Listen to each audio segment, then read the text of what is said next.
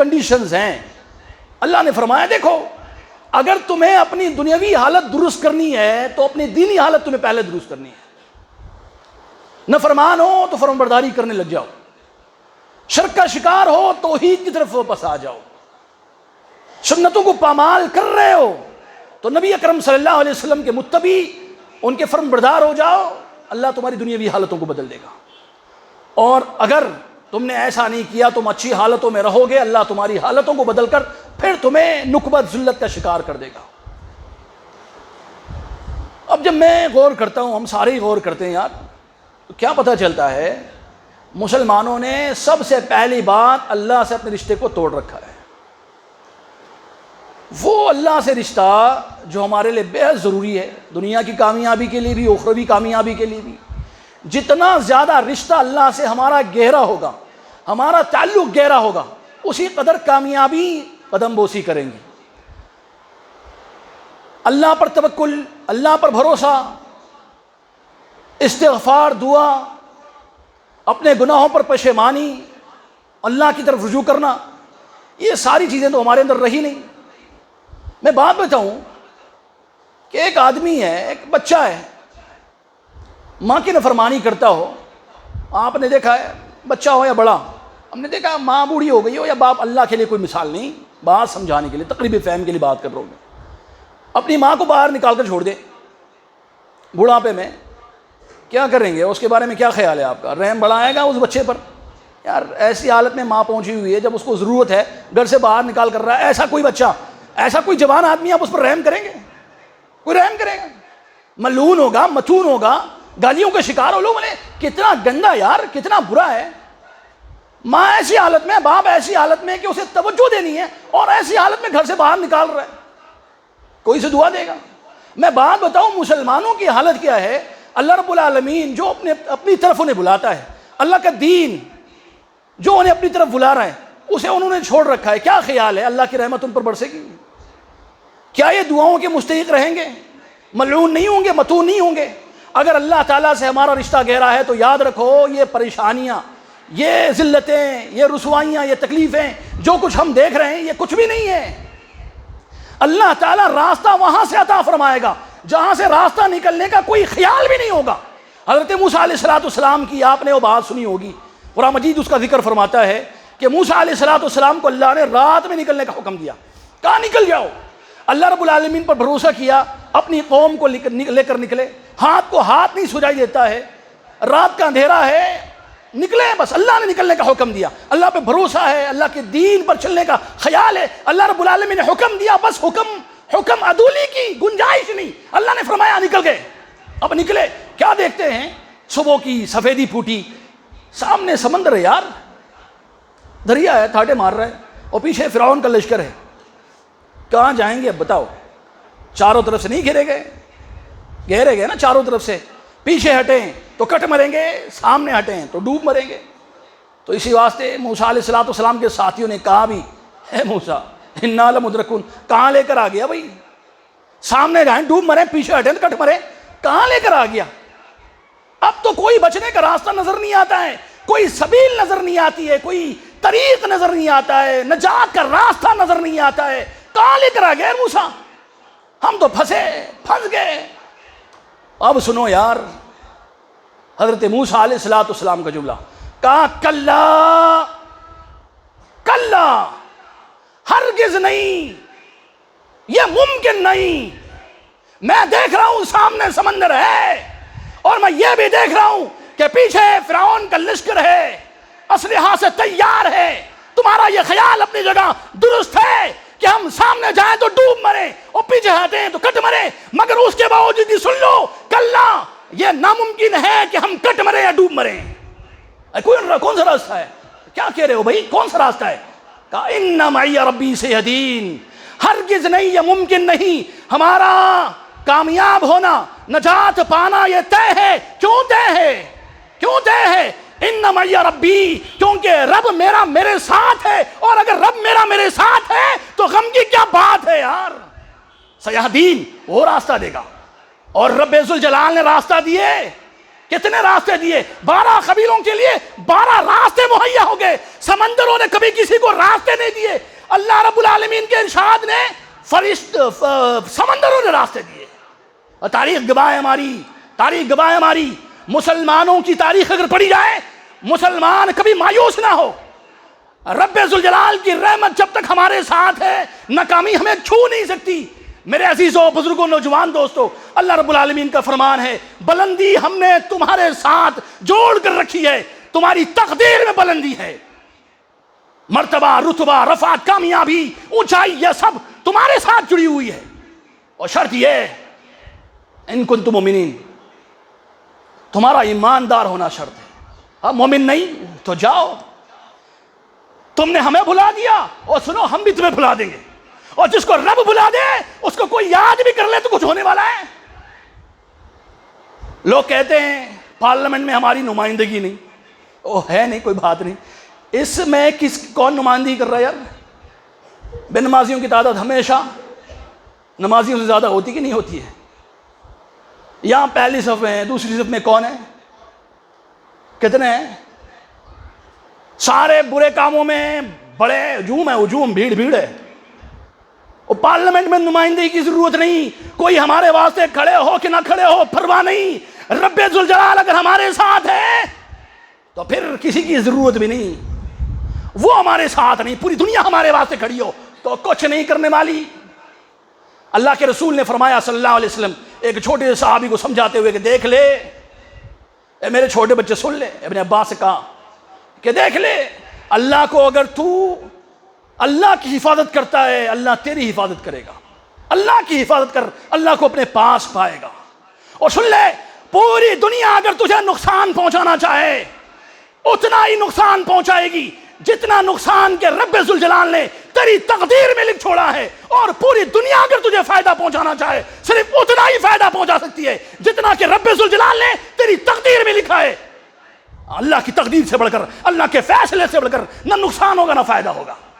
کس دنیا میں یار ہم لوگوں پر بھروسہ کیے جا رہے ہیں. ہم لوگ جو ہے عام طور پر کبھی اس سے منت سماجت کرتے ہیں، کبھی اس سے منت سماجت کرتے ہیں، کبھی کہہ رہا ہے وہ نہیں ہاتھ پکڑ رہا ہے، کبھی وہ نہیں پکڑ رہا ہے، کبھی یہ نہیں، کبھی وہ نہیں. ارے یہ کیا ہاتھ پکڑیں گے اور ہماری کیا یہ ہماری حالتوں کو درست کریں گے؟ ان کی حالتیں خود درست نہیں، ان کے حالات ان کے خود اپنے خوابوں میں نہیں.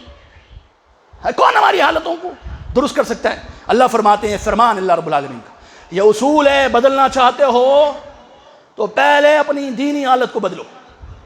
یہ سب سے بڑی ذمہ داری ہے. توحید درست کرنا ہے، اپنی عقیدہ درست کرنا ہے، نبی اکرم صلی اللہ علیہ وسلم کی سنتوں کو ہمیں فالو کرنا ہے. آگے بڑھیں. ہم نے جو ہے نا، جو بات میں دیکھتا ہوں نا، یہ سبوں کے لیے کامن ہے، سب جانتے، اچھی طرح جانتے. توحید عقیدہ، میں اہل حدیثوں کی بات کر رہا ہوں، ٹھیک ہے؟ اہل حدیث کیا ہیں؟ سارے ماشاءاللہ توحید والے ہیں، کتاب و سنت کے پابند ہیں. اور اکثر اہل حدیثوں کو میں نے دیکھا ہے وہ عقیدے کے چکر میں، کتاب و سنت کی پابندی کے خیال میں ہی جو گمراہ ہیں. کیسے گمراہ ہیں؟ گناہ پر گناہ کیے جا رہے ہیں، یعنی اغیار کی وہ جو ہے پیروی کر رہے ہیں. شکلیں، صورتیں انہوں نے جو ہے اسلام کی نہیں غیر اسلام کی اختیار کر رکھی ہیں. بہت سارے گناہوں میں ملوث ہیں. اللہ رحم فرمائے بھائی، اللہ رحم فرمائے. اور لوگوں کا خیال کیا ہے؟ ہماری شکلیں یہودیوں جیسی ہوں، ہماری شکلیں نصارہ جیسی ہوں، تہذیب اور تمدن ہندوؤں جیسا ہو، ہمارا رہن سہن طور طریقہ اگر اغیار جیسا ہو تو ہمارا یہ خیال ہے کہ ہمیں عزت ملنے والی ہے. اللہ کی قسم ہے، بات سن لو، عزت اللہ کے ہاتھوں میں ہے. اور جس کو اللہ عزت دینا چاہے اسے کوئی ذلیل نہیں کر سکتا ہے، اور جسے اللہ ذلیل کرنا چاہے اللہ کی قسم اسے کوئی عزت نہیں دے سکتا ہے. اللہ نے فرمایا قرآن مجید کے اندر، وَلِلَّهِ الْعِزَّةُ، عزت تو اللہ کے لیے ہے، عزت تو رسول کے لیے ہے، عزت تو مسلمانوں اور مومنوں کے لیے ہے. اغیار کے پاس عزت نہیں، اور جو ان کے پاس جا کر عزت ڈھونڈے وہ ذلیل ہی ہوگا، ذلت کے علاوہ کچھ ہاتھ نہیں لگے گا. وہ مسلمان عزت ڈھونڈ رہا ہے، ذلیل ہو رہا ہے، ذلیل ہو رہا ہے، ذلیل ہو رہا ہے. ہمارے پہنا ہوئے یہودیوں جیسے، شکل و صورتیں نصارہ جیسی، ہمارے طور طریق اغیار جیسے، تہذیب تمدن ہمارا ہندوؤں جیسا. ہم کیا ہیں یار؟ بظاہر مسلمان ہیں. جب تک ہم عزت کو حاصل کرنے کے لیے اللہ کے دین اسلام کو نہیں اختیار کر لیں گے کامیابی نہیں ملنے والی ہے. نبی اکرم صلی اللہ علیہ وسلم کے فرامین کو حرز جان نہ بنا لیں، کامیابی نہیں ملنے والی ہے۔ حضرت عمر رضی اللہ تعالیٰ عنہ کا ایک مشہور جملہ ہے، میں بات مختصر کر کے آگے بڑھاتا ہوں۔ وہ ایک مرتبہ نکلے، بلاد شام کا سفر تھا، بیت المقدس کا غالباً سفر تھا، وہ نکلے تھے اپنے غلام کے ساتھ، مشہور واقعہ آپ نے بھی سنا ہوگا۔ ایک جملہ میں عرض کر دینا ضروری سمجھتا ہوں، وہاں حضرت ابو عبیدہ بن جراح جیسے بڑے بڑے لوگ بھی موجود تھے۔ جب وہ بیت المقدس کے قریب ہوئے، چابیاں انہیں لینی تھی، اور راہبوں سے پادریوں سے بیت المقدس کی چابیاں لینی تھی۔ وہاں پہنچے تو وہاں انہوں نے اپنے موزے اپنے ہاتھوں سے نکالے، بعض روایتوں میں آتا ہے اون کو انہوں نے اپنے ہاتھوں سے نہلایا، کیچڑ میں پیر تھے، بعض روایتوں میں آتا ہے گدھے پر بیٹھے تھے، اور دونوں پیر ایک ہی طرف سے جیسے معمولی آدمی بیٹھتا ہے۔ کون ہے پتہ ہے یہ کون ہے؟ حضرت عمر رضی اللہ تعالیٰ عنہ ہے، جن کے سامنے قیصر بھی جھک گیا تھا، جن کے سامنے کسریٰ بھی جھک گیا تھا، ساری سپر پاور طاقتیں جس کے سامنے دم توڑ چکی تھی، ایسا عظیم الشان بادشاہ تھا، غیر معمولی آدمی، بہت بڑا آدمی، حضرت عمر رضی اللہ تعالیٰ کی بات کر رہا ہوں۔ وہ نکلے، موزے کندھے پر ڈالے، ان کی لگام پکڑے، ابو عبیدہ بن جراح آئے، کہنے لگے امیر المومنین آپ بڑے لوگوں سے ملنے جا رہے ہو، کچھ بڑے راہبوں سے پادریوں سے ملنے جا رہے ہو، وہ لباس کا وضاقتہ کا خیال رکھنے والے لوگ ہیں، درخواست یہ گدھے پر سیدھے تو بیٹھ جائیں، کپڑے تو بدل لیں۔ اور سنو، حضرت عمر رضی اللہ تعالیٰ عنہ نے اس موقع پر تاریخی جملہ کہا کہ اے ابو عبیدہ بن جراح، اگر تجھے میرے نبی نے امین هذه الامہ کا خطاب نہ دیا ہوتا، اے ابو عبیدہ تیرے علاوہ کسی اور نے یہ جملہ کہا ہوتا، لَعَدَّبْتُكَ تَعْدِيبًا شَدِيدًا، میں تجھے سخت ترین ادب سکھاتا اور میں تجھے رہتی دنیا تک کے لیے عبرت کا نشان بنا دیتا۔ اے ابو عبیدہ سن لے، کُنَّا أَذَلَّ أُمَّةٍ، اسلام سے پہلے ہم ذلیل ترین قوم تھے، پھر اللہ تعالیٰ نے اعزنا اللہ بالاسلام، اللہ تعالیٰ نے ہم اونٹوں کو چرانے والوں کو، بکریوں کا دودھ دھونے والوں کو، عرب کے جاہلوں کو رب ذوالجلال نے اسلام نازل فرما کر عزت بخشی۔ اب سن لے، مَهْمَا ابْتَغَيْنَا الْعِزَّةَ بِغَيْرِهِ أَذَلَّنَا اللَّهُ، اگر ہم نے اسلام کو چھوڑ کر عزت کہیں اور تلاشی، اللہ پھر سے ذلیل کر دے گا۔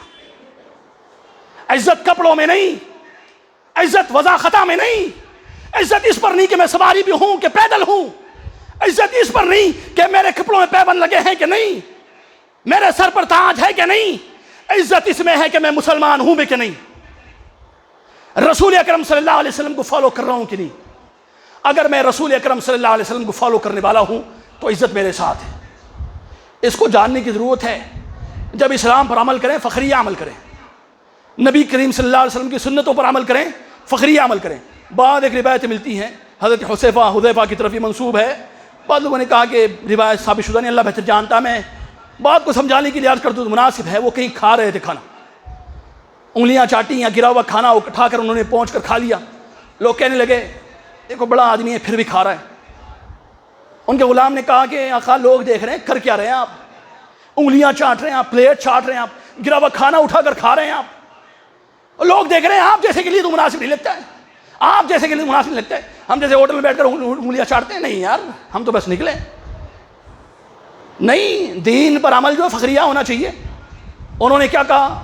دیکھا انہوں نے یہ باز نہیں آتا ہے، بار بار کہہ رہا ہے، اخر لوگ دیکھ رہے ہیں، لوگ دیکھ رہے ہیں۔ انہوں نے کہا اترک سنت حبیبی صلی اللہ علیہ وسلم لہؤلاء الحمقاء، کیا میں میرے پیارے حبیب محمد عربی صلی اللہ علیہ وسلم کی سنت کو ان بے وقوفوں کی بات سے چھوڑ دوں؟ ارے نہیں یار، کمپرومائز نہیں، نبی کی سنتوں کے ساتھ کوئی صلح نہیں، دین پر عمل کے تعلق سے کوئی کمپرومائز نہیں، اور جو ایسا کرتا ہے وہ صلح کا شکار ہو جاتا ہے، پھر اسے عزت نہیں ملنے والی ہے۔ آج مل بھی جائے نا کل ذلیل ہونے والا ہے۔ میرے بزرگوں، نوجوان دوستوں، عزیز ساتھیوں، بات آگے بڑھا کر یوں کروں، ضرورت اس بات کی بھی ہے کہ مسلمان جو ہے نہ صرف کہ توحید کو اختیار کریں، نبی اکرم صلی اللہ علیہ وسلم کو فالو کریں، بلکہ نصیحت کرنے والے بنیں، نصیحت سننے والے بنیں، نصیحت پر عمل کرنے والے بنیں۔ ضرورت ہے اس بات کی۔ میں کیا دیکھتا ہوں معلوم ہے، ہماری محفلیں آرکسٹرا کی محفل ہو گئی ہیں، یہ حقیقت ہے۔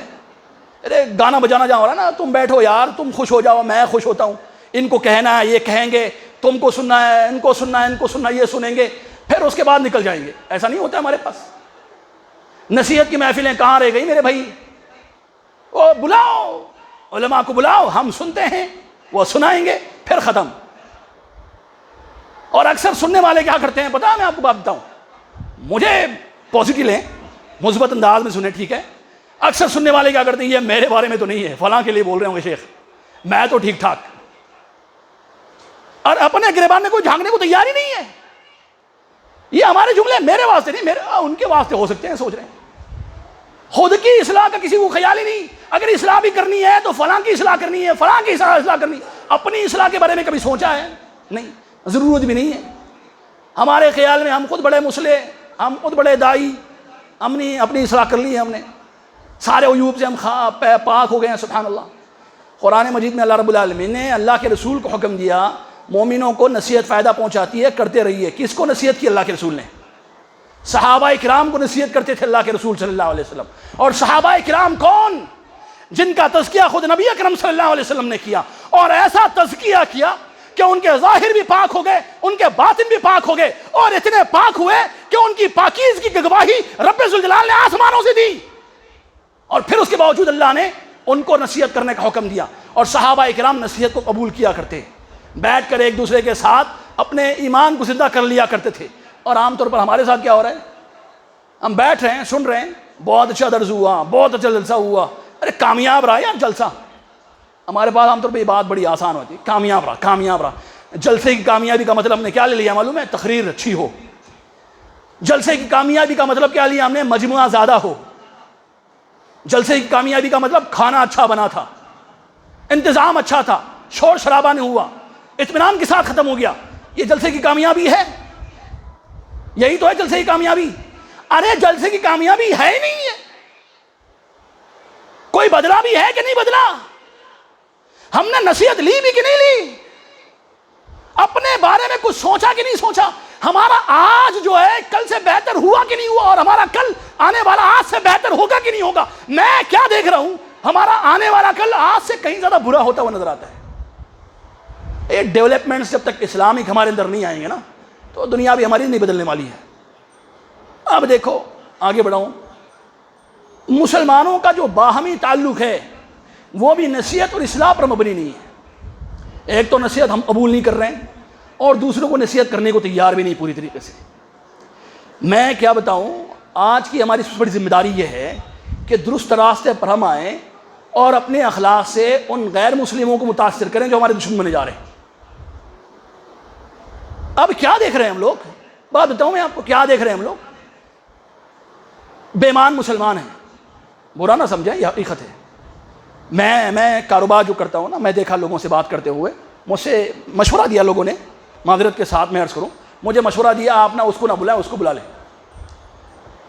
فلاں کیا ہے عبداللہ عبد الرحمن کو نہ بلائیں، آپ رمیش ہمیش کو بلا لیں والے، کیونکہ زیادہ ایماندار وہ ہے. آپ نے نہیں سنا ایسا؟ سنتے ہوں گے نا آپ لوگ. نہیں سنتے تو بہت اچھی بات ہے، میں نے تو کئی مرتبہ سنا ایسا. وہ فلاں لیبر ہے یار، اس کو نہ بلائیں، وہ آتا ہی نہیں ٹائم پر، بار بار بولے گا، دھوکہ دے گا آپ کو. آپ کا کام جہاں کا رہے گا وہیں رہے گا، آپ اس کو بلا لیں، وہ گریس اچھا کر لے گا، وہ رتیش اچھا کر لے گا، ہمیش اچھا کر لے گا. عبد الرحمن کو نہ بلائیں آپ، ٹھیک ہے؟ وہ آئے گا، آپ کا کام یہیں روکے گا، پھر 1 سال کے بعد، 1 مہینے کے بعد آئے گا، 2 مہینے کے بعد آئے گا. وہ جھوٹا ہے، ایسا ہے. ارے میرے دین نے، ہمارے اسلام نے، ہمارے نبی نے، ہمارے اللہ نے ہمیں کیا بتایا ہے کہ اسلام سچائی کا مذہب ہے. مسلمان جھوٹا نہیں ہو سکتا، مسلمان دغا باز، دھوکے باز نہیں ہو سکتا، مسلمان بے ایمانی نہیں کر سکتا. مسلمان تاجر ہے تو صادق ہے، امین ہے. یہ طریقہ ہمیں سکھایا گیا اور ہم نے پورا الٹ اسلام کا کیا ہے. یار اسلام کو بچانے کے چکر میں اسلام کو ہم ہی خود دفن کر رہے ہیں. اور ہمیں بڑا افسوس ہے اس بات کا، یار اسلام مسلمان بڑا پریشان ہے. کائے کا مسلمان پریشان ہے؟ مسلمان تو پریشان کر کے رکھتا ہے. مسلمان نے تو پریشان کیا ہوا ہے. جتنے مسئلے ہیں خود ہی کریٹ کر رہا ہے اور خود ہی پیدا کر رہا ہے، اور پھر بڑا پریشان بھی ہے. اب کیا میں بتاؤں، آپ مجھے بتائیں، ان دھوکے بازیوں کے ساتھ، ان بےمانیوں کے ساتھ، دغا بازیوں کے ساتھ، اور ان اخلاقی خرابیوں کے ساتھ اسلام کی تبلیغ ممکن ہے؟ ارے کائے کی تبلیغ کریں گے یار؟ کس کی تبلیغ کریں گے؟ کیسی تبلیغ کریں گے؟ کیسے منہ سے تبلیغ کریں گے؟ بولے اسلام سچ بولنے کی تعلیم دیتا ہے. وہ پہلے آپ تو سچ بول لو یار، جھوٹ تو بولے جا رہے ہو برابر. یہ گراؤنڈ کی حقیقت ہے، یہ زمینی حقیقت ہے، اس کو سمجھنے کی ضرورت ہے، اس کو قبول کرنے کی ضرورت بھی ہے. اور جب تک اس کو قبول نہیں کریں گے ہاتھ کچھ نہیں آنے والا ہے. تو ضرورت اس بات کی ہے کہ اپنے سے درستگی کو شروع کریں، اپنے سے اصلاح کو شروع کریں، اور اپنے سے اصلاح کو شروع کرنے کے ساتھ ساتھ اپنے اقربا کا، احبا کا، رشتہ داروں کا، دوست احباب کا، سارے مسلمانوں کا خیال رکھیں، ان کی اصلاح بھی کریں. یاد رکھیں دین خیر خواہی کا نام ہے، اور یہ دین کی بنیاد ہے، اور جس دیندار کے اندر خیر خواہی نہیں وہ دیندار نہیں. الدین النصیحہ، اللہ کے رسول نے فرمایا دین خیر خواہی کا نام ہے. ہمارے بعض علماء نے دین کی خیر خواہی کے متعلق اس حدیث کو سمجھانے کے لیے حدیث بتائی. قال حج عرفہ، حج دراصل عرفہ میں قیام کا نام ہے. کیا مطلب ہے؟ آپ میں سے کئی ایک لوگوں نے حج کیا، اللہ قبول فرمائے اسے، اور جو حج نہیں کیا اللہ ان کو حج کی توفیق عنایت فرمائے. حج میں صرف عرفہ میں ٹھہرنا نہیں ہوتا ہے، اس میں مینا میں بھی ٹھہرنا ہوتا ہے، مزدلفہ میں بھی ٹھہرنا ہوتا ہے، جمرات کو کنکریاں مارنی ہوتی ہے، صفا مروہ کی سعی بھی کرنی ہوتی، طواف بھی کرنا ہوتا ہے، بھی قربانی بھی کرنی ہوتی، بہت سارے کام ہیں حج کے اندر. مگر اللہ کے رسول نے ایسا کیوں بیان فرمایا؟ الحج عرفہ، حج دراصل عرفہ میں ٹھہرنے کا نام ہے. مطلب یہ ہے، علماء کہتے ہیں اگر آدمی سب کچھ کر لے، مینا میں ٹھہرے، جمرات کو کنکریاں مار لے، مزدلفہ میں رات گزار لے، صفا مروہ کی سعی بھی کر لے، سب کر لے، مگر اگر 90 تاریخ کو عرفہ میں قیام نہ کرے تو حاجی ہو نہیں سکتا سب کچھ کرنے کے باوجود. اب جیسے ایک آدمی عرفہ میں قیام کے بغیر حاجی نہیں ہو سکتا، الدین النصیحہ کا مطلب وہی ہے. ایک آدمی نماز پڑھ لے، روزہ رکھ لے، مگر مسلمانوں کی وہ خیر خواہی نہ کرے تو وہ سب کچھ کر کے صحیح دیندار نہیں ہو سکتا. عرفہ میں قیام کے بغیر حاجی نہیں ہو سکتا، مسلمانوں کی خیر خواہی کے بغیر ایک آدمی دیندار نہیں ہو سکتا، صحیح دیندار نہیں ہو سکتا. ہو سکتا ہے مسلمان کچا پکا مسلمان ہوگا. اصلاح کی کوشش کریں بھائیوں کی، یار سمجھیں بات کو. اور یہ میں کہانی نہیں بتا رہا ہوں، میں ہمیشہ جب بھی بول رہا ہوں یہ وقت جو ہے نا بچے کے جاگ سونے کا بھی نہیں ہے، یہ وقت بوڑھوں کے جاگ سونے کا وقت بھی نہیں ہے، عورتوں کے بھی سونے کا وقت نہیں. اور مصیبتیں دروازے پر ہیں، توڑنے والی دروازے کو، اور ہم کیا سمجھ رہے ہیں میرا تو وقت آیا نہیں. ابے کب آئے گا؟ تیرا وقت آ گیا ہے. ہاں سمجھنے کو تیار نہیں ہے، سمجھنے کو تیار نہیں ہے. اور نوجوان نسل تو اللہ ان پر رحم فرمائے، وہ تو خواب و خیالوں کی دنیا میں رہتی ہے. اب دیکھ لو نا، میں نے دیکھا نوجوانوں کو دیکھتے ہوئے، ہمارے پاس اللہ رحم فرمائے بہت اچھے نوجوان نظر آ رہے ہیں. میں نے دیکھا، میں کئی نوجوانوں سے میرے تعلقات ہیں، اچھے برے سارے. میں نے دیکھا نوجوانوں نے اب کانوں میں بالیاں پہننی شروع کر دی ہیں، اب پھر ناک میں نتھنی بھی پہنیں گے، پھر اور جینڈر بھی چینج کر لیں گے. ہو رہا ہے ایسا بھی ہے؟ نہیں ہو رہا ہے؟ یہ وقت ہے یار یہ سب کرنے کا. کس دنیا میں ہیں یار ہم لوگ، کس دنیا میں ہیں؟ اور ماں بھی غافل، باپ بھی غافل، پورا معاشرہ غافل، وہ خود بھی غافل، اور ہم چاہتے ہیں محفوظ رہیں. کیوں محفوظ رہیں گے بھائی؟ میرے بھائی، میرے بزرگوں، نوجوان دوستوں، عزیز ساتھیوں، میری اسلامی ماں اور بہنوں، آپ بھی سن لو. اپنی اصلاح کرنی ہے، اور اپنی اصلاح کے ساتھ ساتھ اپنے اخلاق کو اتنا درست اور عمدہ بنانا ہے کہ غیر مسلم ہمارے اخلاق کو دیکھ کر ہی مسلمان ہو جائیں. وہ ایسا ہوتا تھا کبھی کبھی ایسا ہوتا بھی تھا کہ غیر مسلم اخلاق کو دیکھ کر ہی مسلمان ہو جاتے تھے.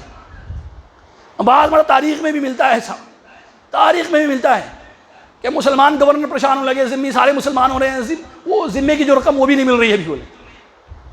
اخلاق کو دیکھ کر، تبلیغ نہیں، اخلاق کو دیکھ کر. ارے کون سی اسلام کی ایسی عادت ہے، اسلام کا کون سا ایسا طریقہ ہے، اسلام کی کون سی ایسی سنت ہے جو آدمی کو تکلیف پہنچاتی ہو، جو انسانیت کے خلاف ہو اور آدمی کو متاثر نہ کرتی ہو؟ بتاؤ، ایک بات بتاؤ. مسلمانوں کے اندر اگر سے کہ نہیں ہے وہ سنتیں. اسلام شروع سے لے کر آخر تک انسانیت کی بھلائی کا نام ہے، کیونکہ یہ رب ذوالجلال کا نازل کردہ دین ہے. لوگ کہتے ہیں غیر مسلموں نے ایسا کہا ہے، میں نے سنا ہے مسلمان خزانے کے سانپ ہیں. کیا ہیں؟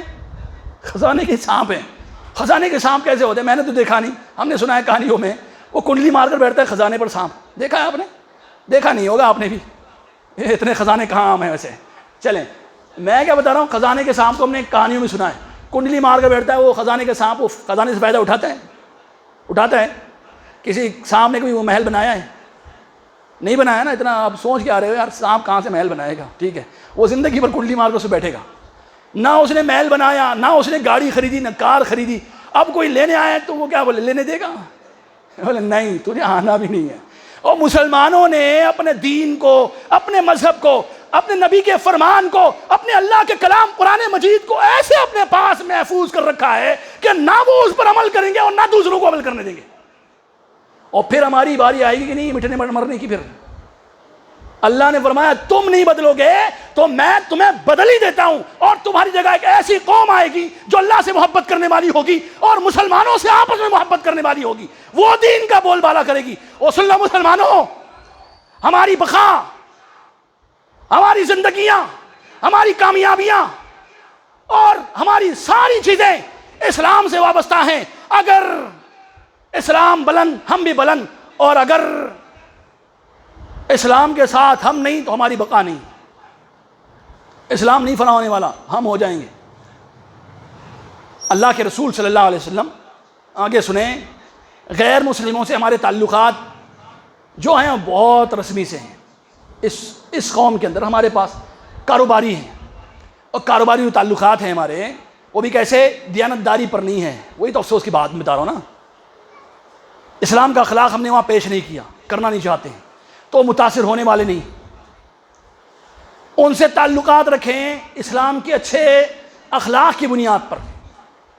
اور اگر کوئی آدمی اپنے اندر صلاحیت پاتا ہو، استعداد ہو، اپنے علم کے مطابق اسلام کی اچھی باتیں بھی ان کو بتائیں.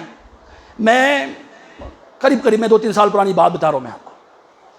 میں لڑکوں کے ساتھ رہتا، کبھی ایک کرکٹ ٹورنامنٹ ہوتے ہیں نا، میں نے بعض مرتبہ لڑکوں کے ساتھ کھیلے بھی ہیں، کھلوائے بھی ہیں. ٹھیک ہے، 300 غیر مسلم لڑکے میرے ساتھ کھیلتے تھے. ٹھیک ہے، اب وہ لڑکے الحمدللہ میں نے دیکھا، بعد میں مجھے پتا چلا وہ اسلام کے خلاف کھڑے لڑکے ہیں، RSS کی ریالیوں میں نکلنے والے لڑکے ہیں. مگر اللہ کے فضل سے انہوں نے ہمارا بھرپور ساتھ دیا. امپائرنگ کرتے، اسکورنگ کرتے، اور پھر اگر کوئی گڑبڑ ہوتی تو وہ اس کا خیال رکھتے. انہوں نے اسلام سے متعلق بھی ہم سے متعلق بڑی اچھی باتیں کہی. یار ان کو اسلام کے بارے میں سچی خبر دی نہیں گئی. شر پسند تھوڑے ہی ہیں، وہ ہمارے پاس بھی ہیں. جو حالات کو خراب کرنا چاہتے ہیں وہ ہمارے پاس بھی ہیں، ان کے پاس بھی ہیں. اصلاح کی ضرورت ہماری بھی ہے، اپنی بھی ہے، ان کی بھی ہے. تو مسلمانوں کو چاہیے کہ وہ اپنی اصلاح بھی کریں، کتاب و سنت کے مطابق زندگی اپنی بھی درست کریں، اور ان کو بھی اسلام کا صحیح انداز دکھائیں، طور طریق سمجھائیں. تو امید ہے انشاءاللہ العزیز وہ اگر مسلمان نہ بھی ہوتے ہوں تو اسلام کے خلاف کم از کم نہیں کھڑے ہوں گے. اور اگر اسلام کے خلاف کھڑے بھی ہوتے ہوں تو اللہ رب العالمین ہمارے ساتھ ہے. اگر ہم مسلمان ہیں تو اللہ رب العالمین ہمارے ساتھ ہے، پھر ہمارا کوئی بال باکا نہیں کر سکے گا. پرابلم یہ ہے کہ ہم مسلمان ہیں مگر اسلام کے ساتھ نہیں، ہم مسلمان ہیں مگر اللہ ہمارے ساتھ نہیں، اور ہم مسلمان ہیں کافروں اور اغیار کے ساتھ، صحیح اسلامی اخلاق کے ساتھ نہیں. اس وجہ سے ہمارا وجود خطرے میں پڑا ہوا ہے. مسلمانوں کو چاہیے اپنی زبان سے اسلام کو سمجھائیں، اگر ہو سکتا ہے اپنے کردار سے اسلام کو سمجھائیں، اگر ہو سکتا ہے اپنی لین دین سے اسلام کو سمجھائیں اگر پاسبل ہے، اور اس کے اچھے اثرات مرتب ہوں گے. وہ ایک دن میں نہیں ہونے والا، کوششیں کرنی ہیں. اور یہ ساری باتیں جو بتا رہا ہوں میں، یہ درس کے بعد ختم نہیں ہو جانی ہے، درس کے بعد نہیں ختم ہو جانی. اور ایسے ہی ہو رہا ہے، یہ درس دیے جا رہے ہیں اور درس سنے جا رہے ہیں، درس کے بعد ساری باتیں ذہنوں سے نکالی جا رہی ہیں. بس اس وجہ سے کوئی تبدیلی آنے والی نہیں اور آئے گی بھی نہیں. آگے بڑھ کر میں بات بتاؤں آپ کو، مسلمانوں کے لیے ضروری یہ بھی ہے کہ مسلمان جو ہے مفید بنے. مفید بنے مسلمان بڑا مفید ہوتا ہے. اللہ نے اس کو بڑا فائدہ مند بنایا ہے. پوری کائنات کے لیے اسلام ہے. مسلمان پوری کائنات کے لیے رحمت بن کر آیا ہے، فائدہ مند بن کر آیا ہے. ہم سے کیا فائدہ پہنچ رہا ہے کسی کو؟ کبھی کبھی تو لگتا ہے ہمیں مسلمان آپس میں ایک دوسرے کے لیے نقصان دہ ہو گئے. یہ بات حقیقت ہے. مجھ سے بھی لوگ کہتے ہیں آپ کے لیے ہمارے جتنے نقصان دہ نا دوسرے بھی نہیں ہوں گے. یہ میں نے بات سنی ہے. ہمارے اپنے لیے نقصان دہ ہیں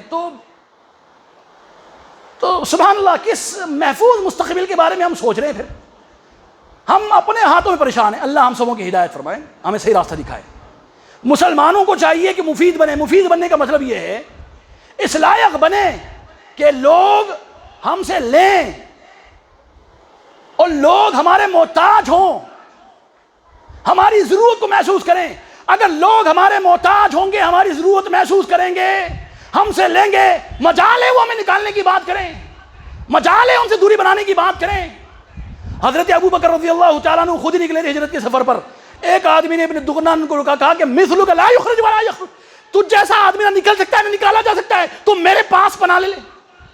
مسلمان اگر نکالے جائیں تو یہی ہندو کھڑے ہو کر بولیں، غیر مسلم کھڑے ہو کر بولیں بھائی تجھے جانا نہیں، تیرے رہنے سے مجھے فائدہ ہے، تو بڑا اچھا ہے، تو رہے گا تو میں بھی خوش اور یہ پورا دیش خوش ہے، بڑا فائدہ مند ہے۔ میں بات بتاؤں آپ کو، یہ حقیقت ہے، آپ کو چبھے گی بھی اور احساس بھی ہوگا۔ ہمارے پاس کچھ نام نہاد مسلمان ہیں جنہوں نے اسلام کو تو بیچ دیا ہے، وہ کفر کے ٹھہرے ہیں، کفر پر ٹھہرے ہیں، کافر تو ہو ہی ہو گئے ہوں گے، اللہ رحم فرمائے۔ برائے نام مسلمان ہیں، وہ ایکٹنگ کی دنیا میں ہیں، بظاہر فائدہ پہنچا رہے ہیں، وہ ہندوستان کی پہچان بنے ہوئے ہیں۔ میں نہیں کہہ رہا ہوں ایسا کریں آپ، فائدہ مند جب تک ایک قوم کسی ملک کے واسطے ہو سکتی ہے نا، اسے کوئی نہ نکالنے کے بارے میں سوچے گا نہ اس کے بارے میں غلط بات بولے گا، اور اگر اس کے بارے میں سازشیں ہوں گی بھی تو سازشوں کے خلاف کارروائی بھی وہی کریں گے جو سازشیں کر رہے ہوں گے۔ ہمیں کیا ہو گیا ہمارا حال میں بتاؤں آپ کو، ہم ٹیشو کے پیپر ہو گئے ہیں، پہنچا گیا ہے اور پیش پھینکنے کو تیار ہے۔ بتاؤں مفید تعلیمی میدان میں ہم ہیں، میں نہیں بول رہا ہوں صرف تعلیمی میدان میں آگے بڑھو، تعلیم کچھ بھی نہ صحیح، صرف علم حاصل کرو، ارے یہ بھی بیوقوفی ہے، سبھی چیزوں پر ضرورت ہے غور کرنے کی۔ تعلیمی میدانوں میں خود ایک اسکول سے جڑا ہوا ہوں، ادارے سے جڑا ہوں، میں آپ کو بتا رہا ہوں ہمارے پاس کیا ہے معلوم ہے، اگر 10-12 ہزار کی فیس بھی ہو سالانہ تو لوگ دینے کو تیار نہیں ہیں۔ میرے اپنی قوم کی بات بتا رہا ہوں، میں مسلمانوں کی بات بتا رہا ہوں۔ میں نے انکوائری کی، لاکھ بہانے ہیں یار، لاکھ بہانے، میں نے انکوائری کی تو پتہ چلا 25-20 ہزار 50 ہزار کی برتھ ڈے پارٹی ہو رہی ہے وہاں۔ یہ حقیقت ہے اور میری سنی بات ہے، یہ 20-25 ہزار کی 50 ہزار کی برتھ ڈے پارٹی ہو رہی ہے اور اسکول کو 10 ہزار 12 ہزار دینے کو فیس نہیں ہے، اور مناتے رہے برتھ ڈے، وہ کیک جیسے کٹے گا نا بعد میں ہم بھی کٹیں گے پھر، اللہ رحم فرمائے۔ کیا ہے مسلمانوں کا علمی تناسب بتائیں مجھے؟ ہم نے سب تو کر لیا ہے، علم کے میدانوں میں اپنے پنجے نہیں گاڑے، ہم نے جھنڈے نہیں گاڑے اپنے، ہم نے ہمارا کوئی نہ حقیقت میں کسی بھی گورنمنٹ کے ڈپارٹمنٹ، ہمارا IPS آفیسر میں نے بہت کم دیکھا ہے، IAS آفیسر بہت کم، اب کچھ ہو رہے ہیں، بہت کم دیکھا ہے۔ ڈاکٹروں کی برمار ہے، وہ بھی سیٹیں، ڈاکٹروں کی جو کچھ بھی تعداد ہے وہ بھی جو ہے ایسے ہی ہے، وہ پیڈ سیٹیں ہیں مسلمانوں کی، ہم نے جو جائزہ لیا پتہ چلا۔ انجینئرز ہیں وہ قابل نہیں، آٹو چلانے پر مجبور ہیں۔ مسلمانوں کی تعلیمی حالت کی بات بتا رہا ہوں میں۔ اسلام تو چھوڑ دو یار، اسلام کے علم کی بات تو نہیں کر رہا ہوں میں دنیاوی علم کی بات کر رہا ہوں۔ دنیاوی علم میں مسلمانوں کے تناسب کچھ بھی حقیقت میں نہیں ہے،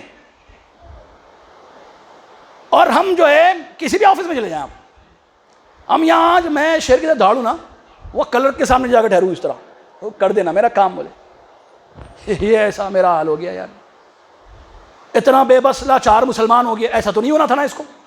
کس نے روکا یار مجھے، کس نے روکا ہے مجھے علم حاصل کرنے سے؟ ہم قوم اقرا والی قوم ہیں، ہم پڑھنے والی قوم ہیں، علم والی قوم ہیں۔ ہمارے رسول اکرم صلی اللہ علیہ وسلم پر پہلی جو وحی نازل ہوئی تھی وہ تھا لفظ اقرا، پڑھو اس رب کے نام سے جو پیدا فرمایا، اور وہی قوم نری ان پڑھ جاہل رہ گئی۔ پھر کیا ہوگا؟ لوگوں کو ہماری ضرورت رہے گی؟ کائے کی ضرورت ہے؟ ضرورت نہیں تو بولے جاؤ یار تم چلے جاؤ، تمہاری ضرورت تو ہے ہی نہیں۔ جب تک مسلم قوم دینے والی تھی، جب تک مسلم قوم مفید تھی، جب تک اغیار ان کے محتاج تھے، جب تک اغیار ان کے سامنے ضرورت مند تھے، ان کو نہ نکالنے کے بارے میں سوچا جا سکتا تھا، نہ تصور میں تھا، نہ تصور میں تھا۔ اب جب کہ یہ حالات کچھ رہے نہیں مسلمانوں کے حق میں، نکالے جانے کی بات ہو رہی ہے۔ اب دیکھو دینی تعلیم کی بات بتاؤں میں، یہ اس سے بھی زیادہ ضروری ہے۔ ہماری دنیا چلی بھی جائے کوئی بات نہیں یار، دنیا چلی بھی جائے کوئی بات نہیں۔ اب میں بتاؤں ہمارے پاس جو نا ہمارے اسکول کالجز نہیں رہے، یہ افسوس کی بات ہے کہ نہیں؟ آپ کو سیتاپور میں کتنے اسکول ملیں گے مسلمانوں کے؟ ہیں اسکول ہیں الحمدللہ، بہت اچھی بات ہے، ابھی کھول رہے ہیں لوگ اسکول، اللہ کا فضل ہے۔ میں اپنے ملک میں مختلف شہروں کی بات کروں، میں کالجز ان کے ہیں، اسکول ان کے ہیں۔ یہ ابھی حجاب کا مسئلہ ہوا تھا نا، کتنے پریشان ہوئے۔ اللہ ہم پر رحم فرمائے، اللہ توفیق دے نیک۔ کالج ان کے، اسکول ان کے، یونیورسٹیاں ان کی، انسٹیٹیوٹ ان کے، اور ہمارے بچے پڑھنے والے، اور وہاں نہ جائیں تو پھر پڑھائی ملنے والی ہے نہیں. ہمارے کالج بھی ہیں، ہمارے اسکول بھی ہیں، ہماری اگر یونیورسٹیز بھی ہیں تو اس کا اسٹینڈرڈ وہ نہیں جو ہونا چاہیے. ہمارے ہی اپنے لوگ ہمارے اسکولس میں، ہمارے کالج میں ایڈمیشن نہیں لینا چاہتے. بولے یہاں پڑھائی اتنی اچھی نہیں ہے، پڑھائی اتنی اچھی نہیں ہے. پڑھائی وہاں اچھی ہے، پڑھائی وہاں اچھی ہے. اور وہاں کیا ہے؟ اسلامی تہذیب ہے بہت. کانوینٹوں میں، مشنری والے اسکولوں میں خوب اسلام سکھایا جا رہا ہے کہ نہیں؟ ارے اسلام کی دجیاں اڑائی جا رہی ہیں، غیر اللہ سمجھایا جا رہا ہے، توحید کیا بالکل برعکس سبق پڑھائے جا رہے ہیں، شرک سکھایا جا رہا ہے، شرک سکھایا جا رہا ہے، شرک سکھایا جا رہا ہے. پوجا کرائی جا رہی ہے، ان کو پوجا کرنے پر مجبور کیا جا رہا ہے، اور جانے انجانے میں ہمارے توحید پرست بچوں کے، توحید پرستوں کے بچے شرک کا شکار ہیں اسکولوں میں. اور یہ بات 100% صحیح ہے. مجھ سے اختلاف نہ رکھیں، آپ مان لیں میری بات، 100% صحیح ہے. مسلم بچے غیر اسلامی انسٹیٹیوٹ میں پڑھتے ہوئے شرک کا شکار ہیں، اور ہم توحید کی بات کر رہے ہیں. اور ہم اپنے بچوں کے فیوچر، برائٹ فیوچر کے لیے کیا کرتے ہیں معلوم ہے؟ اسلام کو داؤ پر لگائے ہوئے ہیں. نہیں لگائے ہوئے ہیں؟ لگائے ہوئے ہیں. لڑکی ہو کہ لڑکا، ٹیوٹر اور ٹیچر کے حوالے کر دیا ہم نے اس کو، پڑھ لے بیٹا، پڑھ لے بیٹی، تجھے ڈاکٹر تو بننا ہے، تجھے انجینئر تو بننا ہے، تجھے فلاں بننا ہے، تجھے فلاں بننا ہے. تو جا کر اپنا عقیدہ بیچ دے، کوئی بات نہیں، اپنی عزت کی دھجیاں اڑا لے، کوئی بات نہیں، تجھے تو بننا ہے. کوئی توجہ نہیں. نہ گھر میں کوئی دینی ماحول ہے، نہ ماں سکھا رہی ہے، نہ باپ سکھا رہا ہے، نہ مدرسے قائم ہیں جو بچوں کی تعلیم کا اہتمام کر رہے ہیں باقاعدہ دنیاوی تعلیم کے ساتھ. دنیاوی تعلیم کے ساتھ ہمارے باقاعدہ ایسے اسکول نہیں جو دنیاوی تعلیم کے ساتھ دینی تعلیم انہیں دے رہے ہوں. اور ہم نے غیر مسلموں کے اسکول کالجز کا اپنے آپ کو شکار بنا لیا، اور وہاں ہو کیا رہا ہے؟ غلط چیزیں سکھائی جا رہی ہیں. اور کوئی ٹیوٹر بھی ہوتا ہے، ٹیچر بھی آتا ہے پڑھانے والا، عام طور پہ غیر مسلم ہوتا ہے. پھر کیا ہوتا ہے؟ میں نے ابھی میرے قریب میں ساتھی نے مجھے بتایا، اللہ نہ کرے یہ نیوز سچی ہو، 2 لاکھ لڑکیاں اس مدت میں مرتد ہو گئی ہیں. شرم کر کے میں مر جانا چاہیے یار. چلو پر پانی میں ڈوب کر مجھے پہلے بولنے سے پہلے مر جانا چاہیے. اللہ رحم فرمائے. اللہ کرے یہ نیوز غلط ہو، مشہور ہے، وائرل ہوئی ہے، اور مجھے بھی بعض لوگوں نے بتایا، ابھی قریب میں بتایا کہ شیخ ایسا ہے، کئی لڑکیاں مرتد ہو گئی. اور ہمارے قریب کے علاقے کی بات ہوئی، وہ چھوٹی لڑکی ہے، غیر مسلم کا شکار ہو گئی. ابھی غیر مسلم کے خلاف بات کرنے کو تیار نہیں، اور کہہ رہی میں اسی کے ساتھ رہوں گی. نعوذ باللہ. پھر حمل سے بھی ہے. اللہ رحم فرمائے. مسلمان لڑکیوں کا یہ حال ہو گیا. اور کیوں ہو گئی ہوگی لڑکیاں ایسی؟ کیوں ہو گئی لڑکیاں ایسی؟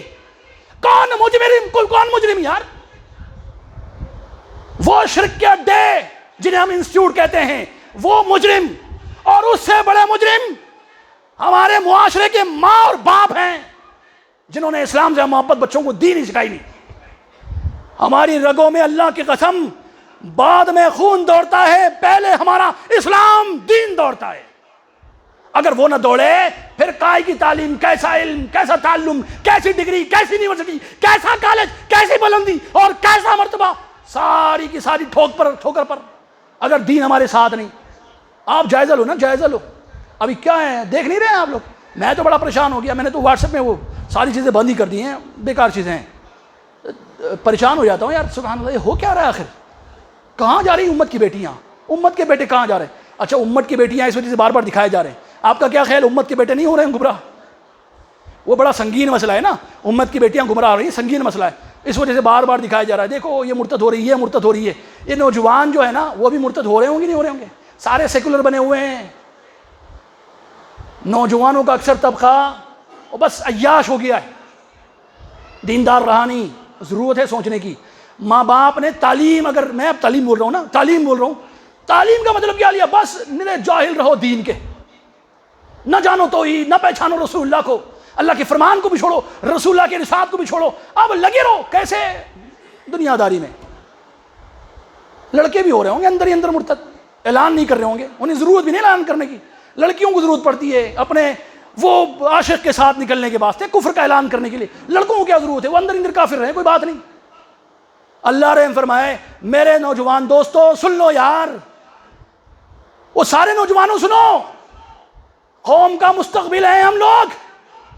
اگر ہم نے قوم کے ساتھ، اسلام کے ساتھ غداری کری تو رب ذل جلال ہمارے ساتھ ہوگا نہیں. آج عزت نظر آ رہی ہوگی، کل منہ کے بل گرنا ہوگا، یہاں بھی اللہ کے پاس بھی۔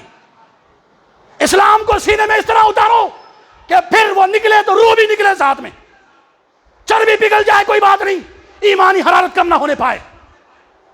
اسلام کے ساتھ سودا ناممکن، توحید کے ساتھ کمپرومائز ناممکن، رسول کی سنتوں کے ساتھ کوئی صلاح ممکن نہیں، اسلام کے ساتھ دغا بازی اس کی گنجائش نہیں، سب کچھ برداشت مگر اسلام کو چھوڑنا ممکن نہیں۔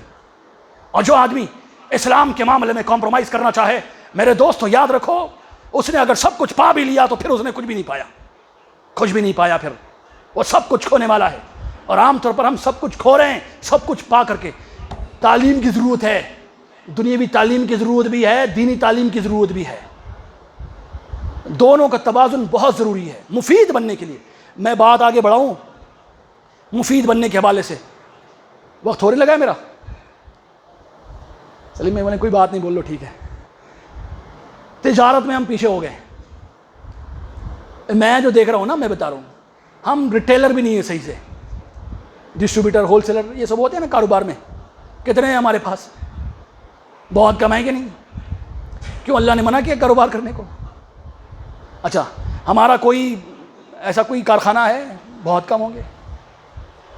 ہماری فیکٹریز ہیں، انڈسٹری ہے ہمارے پاس، اور جس کے پاس عام طور پر یہ سب ہوتا ہے نا، واقع ہوتا ہے، مالک ہوتا ہے، انگوٹھا چھاپ جو نا پڑھے لکھوں کو اپنے پاس منیم رکھتا ہے، اللہ نے منع کیا ہے۔ کوئی حرج نہیں ہے، اسلام کے دائرے میں رہ کر حلال کو جان کر آدمی ترقی کرنا چاہے تو بالکل کر سکتا ہے۔ قرون وسطیٰ میں بڑے بڑے تاجر ہم لوگ تھے، ارے لوگ ہم سے تجارت کرتے تھے اور ہم سے تجارت کر کے خوشی محسوس کرتے، ہم دینے والی قوم تھے، تجارت ہم سے ہوتی نہیں، اور ہوتی بھی ہے تو بہت محدود پیمانے پر ہوتی ہے، اور مسئلہ یہ بھی ہے کہ تجارت میں ایماندار بھی رہے نہیں لوگ، ہم سے تجارت کرنا بھی نہیں چاہتے۔ اللہ رحم فرمائے۔ تو مفید بننے کی ضرورت ہے میرے بھائی، تجارتی میدان میں اقتصادیات کو جانیں، اور پھر اپنے لیول کو، اقتصادی لیول کو، اپنے معاشی لیول کو اونچا کرنے کی کوشش کریں۔ کوئی حرج نہیں، کوئی حرج نہیں، کوئی حرج نہیں۔ نہ تعلیم پر اللہ نے پابندی لگائی ہے، علم کے اصول پر کوئی پابندی نہیں، بلکہ پڑھنے والی قوم تو ہم، پڑھانے والی قوم بھی ہم، اور تجارت کرنے کا فن بھی اللہ کے رسول نے ہمیں خوب سکھایا۔ اللہ کے رسول خود تاجر، صحابہ کرام بڑے بڑے تاجر اور خوب مالدار، اللہ کے راستے میں لٹانے والے، اور جس قدر مسلمانوں کے بڑے تاجر ہوں گے اسی قدر اسلام کو فائدہ ہوگا۔ اب مسئلہ یہ بھی ہو گیا، کیا ہو گیا معلوم ہے؟ مسلمانوں کی آپسی چپکلشیں انہیں آگے بڑھنے دیتی بھی نہیں ہے۔ اب میں اچھی تجارت کروں نا، یہ اچھی تجارت کرنا، انہیں ناراض وہ ناراض ہوتے ہیں، بھلے یہ آگے بڑھ رہا ہے بھائی، اب میں تو نہیں آگے بڑھا، آگے بڑھنے کے لیے کرنا کیا ہوگا؟ اس کو پیچھے کر لیں، ٹھیک ہے، لیول میں رہیں گے برابر۔ میرے بھائی میں آپ کو بتاؤں اللہ کی قسم، آج اگر ایک مسلمان بھی اگر تجارت میں مضبوط ہوتا ہے، اس ایک کی وجہ سے پوری امت کو ضرور فائدہ ہوگا۔ وہ امت کو گرچہ کہ فائدہ نہ پہنچائے مگر اس کا خود مضبوط ہونا امت کی مضبوطی ہے۔ سپورٹ کریں یار، جس فیلڈ میں بھی کوئی جا رہا ہے جانے دیں اسے، جائز طریقے سے کاروبار کر رہا ہے کرنے دیں، دعائیں دیں، احساس دلائیں کہ ہم تمہارے ساتھ ہیں، اور ہو سکے تو اسے تجارت کریں، اس کی تجارت کو بڑھائیں، اس سے خریدیں، اور آئیڈیاز دیں، اس کو بتائیں، سمجھائیں طریقے، اور ایسا کریں گے تو پھر انشاءاللہ ضرور ترقی آئے۔ میں اس پر مزید بات نہیں کرنا چاہتا زیادہ، یہ حقیقت ہے، اس کی ضرورت بھی ہے۔ ایک آدھ بات کہہ کر بھی بات کو ختم کر دیتا ہوں۔ ضروری اور بنیادی بات یہ ہے کہ مسلمانوں نے سبحان اللہ آخرت کو فراموش کر دیا ہے۔ دنیا کے لیے بڑے پریشان اس وجہ سے بھی ہیں کہ ہم نے دنیا کو سب کچھ بنا لیا ہے۔ یہاں سے کوئی گھر چھیننے کی بات کرتا ہے، شریعت چھیننے کی بات کرتا ہے، ہمارے حقوق پر آواز اٹھاتا ہے، ہم بڑے پریشان ہو جاتے ہیں۔ کتنی مرتبہ جنت سے ہمیں کاٹا گیا ہوگا، ہم نے سوچا ہی نہیں اس پر۔ اللہ کے کتنے قریب گئے، کتنے دور ہوئے، ہم نے سوچا ہی نہیں اس پر۔ کتنے گھر بنتے ہیں سنت پڑھنے پر، ہم نے سوچا ہی نہیں اس پر۔ اپنے ہاتھوں سے جنت کے بنے گھر ہم نے توڑے ہیں، ہمیں احساس ہی نہیں اس کا۔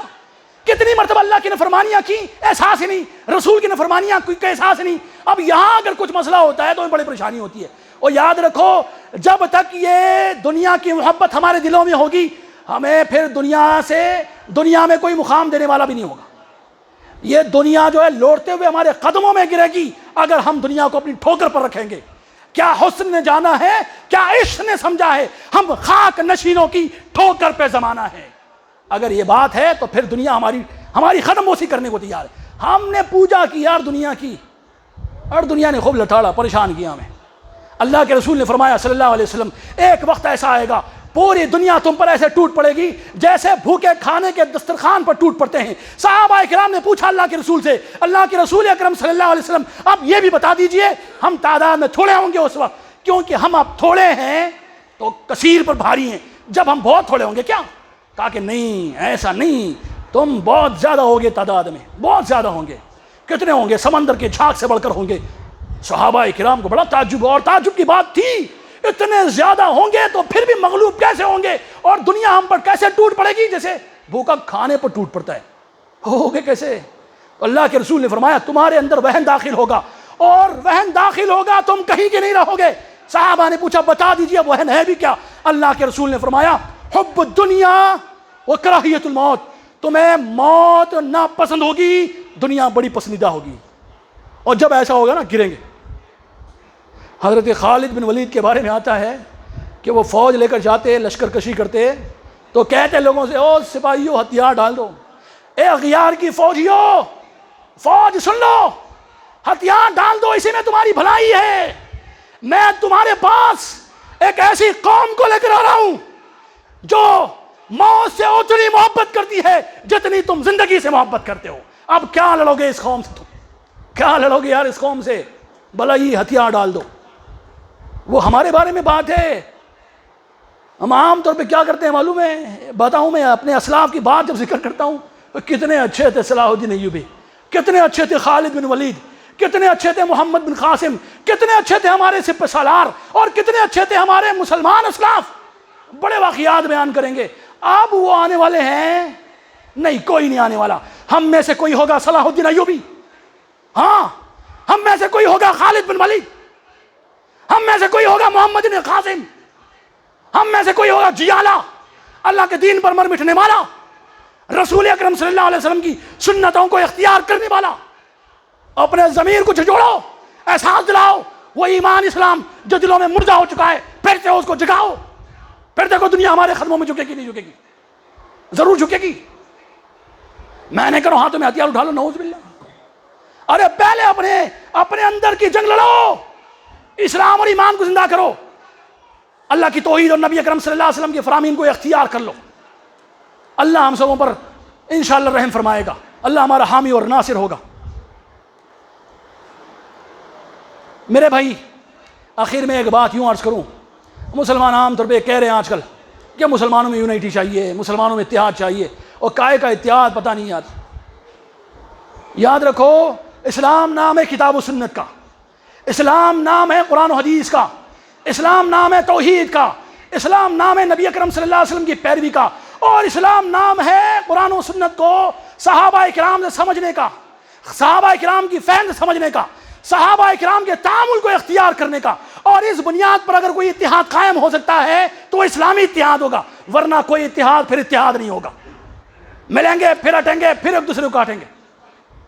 ہاں، ایک بات البتہ ہو سکتی ہے، یونائٹی ضروری ہے، اتحاد ضروری ہے۔ میں بعض درسوں میں گیا، بعض پروگرامز میں بلایا گیا، بیٹھا، لوگوں کے ساتھ بات بھی میں نے کی۔ لوگوں کا خیال ہے اتحاد کے لیے بھی کیا کرنا ہے، آپ اپنا بولیں، آپ ہمارے بارے میں کچھ نہ بولیں۔ مجھ سے بعض لوگوں نے کہا کہ آپ توحید پر ہی نہ بولیں، ہاں آپ توحید پر نہ بولیں، ہم آپ کے خلاف، ہم بھی صحیح آپ بھی صحیح، متحد۔ ارے یار، یہ صلح کل والی پالیسی ہے ہی نہیں اسلام میں۔ اور میں نے بات بتائی نا، دین خیر خائی کا نام ہے، اور خیر خائی نہیں تو پھر کائے کا دین ہے؟ میں نے ان سے کہا یار تمہارے راستے میں کھڈا پڑا ہے، مجھے نظر آ رہا ہے، میں نہ بتاؤں، گرو گے مرو گے اس میں؟ اور میں نہیں بول رہا ہوں صرف میں ہی بتاؤں، تم بھی بتاؤ مجھے میرے راستے میں کھڈا ہے، میں سننے کو تیار ہوں۔ ہاں، اگر اتحاد قائم کرنا چاہتے ہیں اور لوگ اپنے اپنے مسلک کے ساتھ جڑے ہوئے ہیں، جڑے رہو، مگر تواصی بالحق اور نصیحت کو نہیں چھوڑنا ہے، نصیحت کو نہیں چھوڑنا ہے۔ تواصی بالحق اور نصیحت کے ساتھ اتحاد کی بات کر رہے ہیں تو ٹھیک ہے، کوئی بات نہیں، میں آپ کو سمجھاؤں، آپ مجھے سمجھائیں، جو حق کی بات ہوگی قبول کر لیں۔ اور ایسا نہیں تم نہ بولو میں نہ بولوں، ارے پھر اسلام کا آئے گا یار۔ یہ پھر وہ اللہ کے رسول سے آ کر کافروں نے بھی ایسا کہا تھا، ایک سال ہم تمہاری عبادت کر لیتے ہیں، ایک سال تم ہماری عبادت کر لو۔ اللہ نے فرمایا یہ نہیں ہو سکتا یار، کہہ دو، اس میں کوئی کمپرومائز ہی نہیں۔ میرے عزیزو بزرگو، آخری بات یوں، میرے 5 منٹ رہ گئے، ہو گئے ہیں 5 منٹ یہ 5 منٹ پہلے دی گئی چپرچی ہے، تو 5 منٹ تو ہو ہی گئے ہیں۔ اللہ جزائے خیر دے میرے بھائی، ہمیں ضرورت ہے اپنے آپ کو بدلنے کی، ایمانی طور سے بھی جسمانی طور سے بھی۔ ہاں اللہ نے حکم دیا ہے تیاری کرو، گھوڑوں سے اپنی قوت سے تیاری کرو، ہاں اپنے آپ سے لڑو، اپنے اندر ایمان کو تازہ کرو، اپنے جسم کی توانائیوں کو بھی اکٹھا کرو۔ نوجوان جو ہے آج کل آئینہ خانے میں رہ گیا، وہ قوم آئے میدان کارزار میں، وہ قوم آئے کیا، ایسا سنتا تھا میں شعر، میدان کارزار میں وہ قوم آئے کیا جس کا جوان آئینہ خانے میں رہ گیا۔ اب یہ زلفیں سنوارنے کا ٹائم نہیں یار، چھوڑ دو، کنگیاں پھینک دو۔ مطلب کنگھی کرنا ہے کہ نہیں کرنا ہے؟ بالکل کرنی چاہیے، کر لیں، جیبوں میں نہ رکھ کر گھومیں۔ میں نے بعض لڑکوں کو دیکھا ہے وہ اپنے پاس کیا رکھتے ہیں معلوم شیخ، وہ کیا بولتے ہیں یار، فیئر اینڈ لولی، ہاں وہ نکالیں ایسے لگا رہے ہیں۔ یہ سب عورتوں کو زیب دیتا ہے یار، ناک کی نتھنی، کان کی بالی، گلے کا مالا، ہاتھوں کا کڑا، یہ فیئر اینڈ لولی، یہ کنگھی، یہ عورتوں کو چھوڑ دو۔ مردوں کی بہادری، مردوں کی ہمت، مردوں کے بلند حوصلے ان کا زیور ہے، اسے اختیار کر لو۔ صحابہ کرام کے سینے چوڑے، ان کے بازو مضبوط تھے، ان کے پیٹ پتلے، ان کی کمریں پتلی تھی، اور ہم سب کی چٹکیاں نکلی ہوئی ہیں۔ نہیں، کم کرنے کی ضرورت نہیں۔ صحابہ کرام کے منہج کو فالو کرنے کی بات کہی، پوری طریقے سے فالو کرنا ہے۔ اللہ تعالیٰ ہم سبوں کو نیک توفیق عنایت فرمائے۔ حضرات گرامی، باتیں بہت ہیں، ہماری ذمہ داریاں بہت ہیں، سمجھیں گے اور سمجھائیں گے۔ کوئی ضروری باتیں جو مجھے لگیں میں نے ایسی عرض کر دی، میں آج کل اسی پر گفتگو کر رہا، میں نے سوچا سلیم بھائی آج میں اس پر ہی بات کر لیتا ہوں۔ حالانکہ اس ٹاپک کا میں اہل نہیں ہوں، میں بہت چھوٹا طالب علم ہوں، مگر مجھے ایسا لگتا ہے میں چھوٹا طالب علم گرچہ صحیح، مجھے بھی بولنا ہے۔ اب میں بتا رہا ہوں یار، چھوٹا بڑا آپ کچھ نہیں رہا، اب تو سب کو کھڑے ہونا ہے بھائی، اب کھڑے ہونا ہے۔ اپنے بچوں کو، اپنی بچیوں کو، 7 سال کے ہوں گے 5 سال کے، بٹھا کر بتاؤ اللہ ایک ہے، سمجھاؤ اللہ کے رسول صلی اللہ علیہ وسلم ہمارے قدوہ اور نمونہ ہیں، اسلام ان کے خون و جگر میں پیدا کرو، اللہ کی بلندی، اس کی عظمت کا احساس دلاؤ، اور دین کی عظمت کا سکہ دلوں پر جماؤ۔ اس کی ضرورت ہے۔ پھر بچے کسی کالج میں پڑھیں، ہو سکتا ہے کالج میں سارے مسلمان ہو جائیں، پروفیسرز مسلمان ہو جائیں، ہمارے بچے دائی بن کر نکلیں گے اور وہاں دعوت دیں گے، وہاں جا کر مرتد نہیں ہوں گے۔ جتنی ذمہ داریاں ہمیں چاہیے کہ ہم اس کو پورے کریں، اللہ کی توحید کو اختیار کریں، نبی اکرم صلی اللہ علیہ وسلم کی سنتوں کو فالو کریں، اسلام پر عمل کریں، فخریہ اور خود کی اصلاح کریں، اوروں کی اصلاح کریں، اسلام کے اخلاق کو اختیار کریں، اور اسلامی اخلاق سے اغیار کو متاثر کریں، اور اسلامی اخلاق سے اغیار کو اسلام کی دعوت دیں، اور اگر علم ہے، طاقت ہے، استعداد ہے، استطاعت ہے، تو اپنی زبان سے بھی اغیار کو اسلام کی طرف بلائیں، مفید بنیں، تعلیمی میدانوں میں مفید بنیں، تجارتی میدانوں میں مفید بنیں، اور اللہ تعالیٰ کے واسطے جئیں، آخرت کو پیش نظر رکھیں، وہی ہماری آخری منزل ہے۔ دنیا کو سب کچھ نہ سمجھ لیں، دنیا کے واسطے اپنی ساری صلاحیتوں کو گنوانا بڑی بیوقوفی ہے، دنیا کے واسطے سب کچھ کا نہ گزریں، آخرت کی تیاری کریں، اور آخر میں اپنے آپ کو تیار رکھیں۔ اللہ تعالیٰ ہم سبوں کو نیک توفیق عنایت فرمائے۔ اللہ مسلمانوں کو توحید عطا فرمائے، اللہ مسلمانوں کو، سارے مسلمانوں کو اللہ شرک سے بیزار کر دے، اللہ سبوں کو کتاب و سنت کا پابند کر دے، صحابہ کرام کی سمجھ کے مطابق دین پر عمل کرنے والا بنا دے، اللہ مسلمانوں کو مفید بنائے، اللہ مسلمانوں کو علم عطا فرمائے، علم کے مطابق عمل کرنے کی توفیق عنایت فرمائے، اللہ تعالیٰ مسلمانوں کو تجارت کے میدان میں بھی آگے بڑھنے کی توفیق عنایت فرمائے، اللہ تعالیٰ مسلمانوں کو آخرت کی فکر کرنے والا بنائے، اللہ مسلمانوں کی دنیاوی حالتوں کو بھی درست فرما دے۔ اللہ سے دعا کرتا ہوں کہ اللہ تعالیٰ ہمارے سارے مسائل کو حل کرنے والا وہ بے شک حل فرما دے، اللہ تعالیٰ ہمارے سارے مسائل کو حل فرما دے، اللہ تعالیٰ مسلم سارے ممالک کو، اور جہاں کئی مسلمان آباد ہیں ان ممالک کو مسلمانوں کے لیے امن کا گہوارہ بنا دے، آمین۔ سبحان ربک رب العزت عما یصفون والسلام علی المرسلین والحمد للہ رب العالمین۔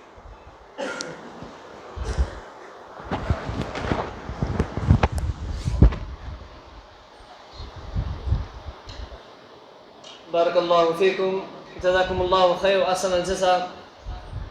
فضیلت الشیخ حالت حاضرہ کا جائزہ آپ لوگوں کے سامنے بیان کرتے ہوئے، پھر اس کے بعد ہر شخص پر کیا ذمہ داری بنتی ہے ان تمام ذمہ داریوں کا آپ لوگوں کے سامنے بیان کر رہے تھے۔ تو شیخ محترم کی تقریر کا خلاصہ کلام یہ ہے کہ انسان کو دینی اعتبار سے بھی اپنے حالت کی بدلنے کی ضرورت ہے، اور دنیاوی اعتبار سے بھی اپنے حالت کی بدلنے کی ضرورت ہے۔ دینی اعتبار سے انسان کو سب سے پہلے اپنے تعلق سے عقیدہ توحید کا علم حاصل کرے۔ آج ہم میں سے کتنے ایسے مسلمان ہیں جن کے پاس عقیدہ توحید کا علم نہیں ہے، عقیدہ توحید سے نابلد ہیں۔ توکل کا معاملہ جب آتا ہے تو اللہ تبارک و تعالیٰ پر جس طرح ان کا توکل ہونا ہے، بھروسہ ہونا ہے، اس طرح ان کا توکل نہیں رہتا ہے۔ مثال کے طور پر ایک انسان ہے، جب کوئی بیماری یا مصیبت اسے لاحق ہوتی ہے تو جس طرح اس کا ایمان اللہ تبارک و تعالیٰ کی ذات پر ہونا چاہیے کہ بیماری دینے والی ذات اللہ تبارک و تعالیٰ کی ذات ہے اور شفا دینے والی ذات بھی اللہ تبارک و تعالیٰ کی ذات ہے، لیکن جب کوئی مصیبت یا بیماری لاحق ہوتی ہے تو جب اس کا ایمان یہ ہوتا ہے کہ بیماری اللہ تبارک و تعالیٰ کی جانب سے ہوتی ہے، لیکن شفا یابی کے لیے وہ در در کی ٹھوکریں کھانے لگتا ہے، تعویذ پلیتیں کرنے لگتا ہے، درگاہوں کے راستوں پہ جانے لگتا ہے، نظر و نیاز کرتا ہے۔ ایک معاملے میں اللہ تبارک و تعالیٰ پر ایمان لاتا ہے، لیکن دوسرے معاملے میں اللہ تبارک و تعالیٰ پر ایمان نہیں لاتا۔ عقیدے میں مسلمان کا عقیدہ بالکل درست نہیں ہے۔ آج سب سے پہلی چیز جو درست کرنے کی ہے وہ عقیدے کو درست کریں۔ دوسری چیز جو ہے وہ اپنے معاشرتی اعتبار سے اپنے آپ کو سدھارنے کی ضرورت ہے۔ جس معاشرے میں ہم زندگی بسر کر رہے ہیں، ہم میں سے ہر شخص پر جو بھی حقوق العباد عائد ہیں، ان حقوق العباد کا ہمیں علم حاصل کرنا ہے، پھر اس کے بعد ان حقوق العباد کی ادائیگی کرنا ہے۔ اسی طرح تیسری چیز ہے معاشی اعتبار سے اپنے آپ کو بدلنا ہے۔ آج ہم جس معاشرے میں کاروبار کر رہے ہیں، تجارت کر رہے ہیں، کیا ہم تجارت کے جو اصول ہیں، آداب ہیں، کیا ہمارے پاس ان کا علم ہے؟ ہمیں اپنا محاسبہ لیں، جائزہ لیں، کیا ہمارے پاس معاشی اعتبار سے ہمارے پاس علم ہے؟ آج ہم معاشرے کا جائزہ لیتے ہیں تو معاشی اعتبار سے ہم میں سے مسلمانوں کی اکثریت کاروباری اعتبار سے دیکھتے ہیں تو نہ ہی حلال و حرام کی تمیز کرتے ہیں۔ کاروبار جب کرتے ہیں تو دھوکہ دیتے ہیں، جھوٹ بولتے ہیں، تو کہاں سے اللہ تبارک و تعالیٰ ہمارے روزیوں میں برکت عطا فرمائے گا؟ آج ہم صبح کاروبار کے لیے اپنی دکانیں کھولتے ہیں تو صبح کی نماز میں غائب ہوتے ہیں، لیکن روزی کے تعلق سے اللہ تبارک و تعالیٰ پر توکل تو ضرور ہوتا ہے، لیکن اللہ تبارک و تعالیٰ کی عبادت ہم کرنا نہیں چاہتے۔ میرے بھائیوں، ہم میں سے ہر شخص کو چاہیے، سب سے پہلے مجھے اور ہم میں سے یہاں جو بھی حاضر ہیں ان تمام کو چاہیے کہ ہم خصوصاً ہم اپنے آپ کی اصلاح کریں، دوسروں کی اصلاح کی فکر نہ کریں۔ ہر شخص اپنے نفس کی اصلاح کی فکر کرے گا تو معاشرے میں کوئی بگاڑ نہیں ہوگا۔ تو اللہ تبارک و تعالیٰ سے دعا ہے کہ اللہ تبارک و تعالیٰ مجھے اور آپ کو سب سے پہلے اپنے نفس کی اصلاح کرنے کی توفیق عطا فرمائے۔ اللہ تبارک و تعالیٰ مجھے اور آپ کو سب سے پہلے اپنے نفس کے اندر جو بھی خامیاں ہیں ان خامیوں کو پہچاننے اور اس کے بعد ان خامیوں کو دور کرنے کی توفیق عطا فرمائے۔ اللہ تبارک و تعالیٰ ہم تمام کو دین کا علم حاصل کرنے کی توفیق عطا فرمائے۔ اللہ تبارک و تعالیٰ ہم تمام کو دنیا میں بھی اور آخرت میں بھی عزت عطا فرمائے۔ آمین تقبل رب العالمین۔ اس کے بعد میں صدارتی خطاب کے لیے فضیلت الشیخ عبدالجبار عمری حفظہ اللہ کو دعوت دیتا ہوں کہ وہ آئے اپنا صدارتی خطاب پیش کریں۔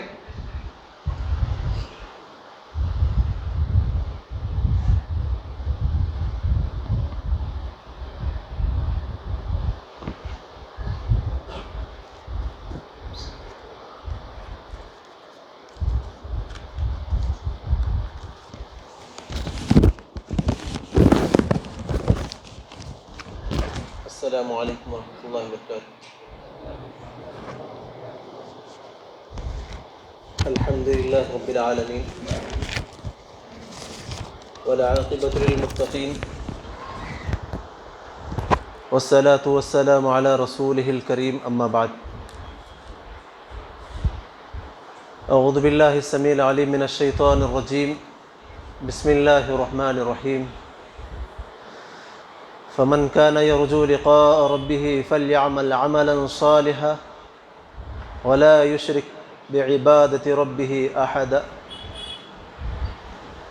ہر قسم کی اچھی اور سچی تعریف اللہ سبحانہ و تعالیٰ کے لیے، پھر درود و سلام ہو سارے انبیاء علیہم السلام پر، بالخصوص سیدنا محمد الرسول اللہ صلی اللہ علیہ وسلم پر۔ اللہم صلی وسلم علی نبینا محمد صلی اللہ علیہ وسلم۔ قابل قدر علماء اکرام، ذمہ داران جماعت و جمعیت، بزرگان اسلام، امت محمدیہ کے غیور حوصلہ مند نوجوان ساتھیوں، شریعت مطہرہ کی پردہ نشین ماں اور بہنوں اور عزیز بچوں،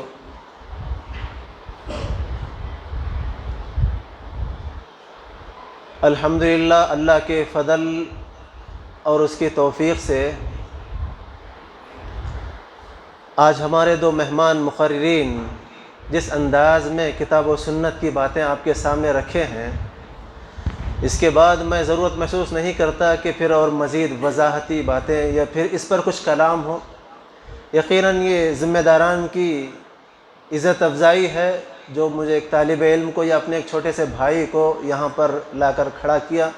اللہ تعالیٰ آپ سب کو دنیا اور آخرت کی کامیابی دے۔ دوستو، اتنی بات ضرور ہے، جمعیت اہل حدیث سیتاپور سے یہ ہمارا دیرینہ تعلق رہا ہے۔ الحمدللہ اللہ کے فضل اور اس کی توفیق سے یہاں پر بہت سارے ایسے معاملات ہوتے ہیں، ایسے کام ہوتے ہیں جن میں سے سر فہرست یہاں کا جو سلفی بیت المال ہے، جس کی نگرانی میں بہت سارے مستحقین، ضرورت مند غرباء اور مساکین اپنوں اور غیروں تک رسائی ہوتی ہے، ان کے حالات کی خبر گیری ہوتی ہے، اور اسی کی زیر اہتمام دعوت و اجتماعی کام ہوتے ہیں جو خواتین اور مردوں کی اصلاح کے لیے مختلف اوقات پر دروس ہوا کرتے ہیں۔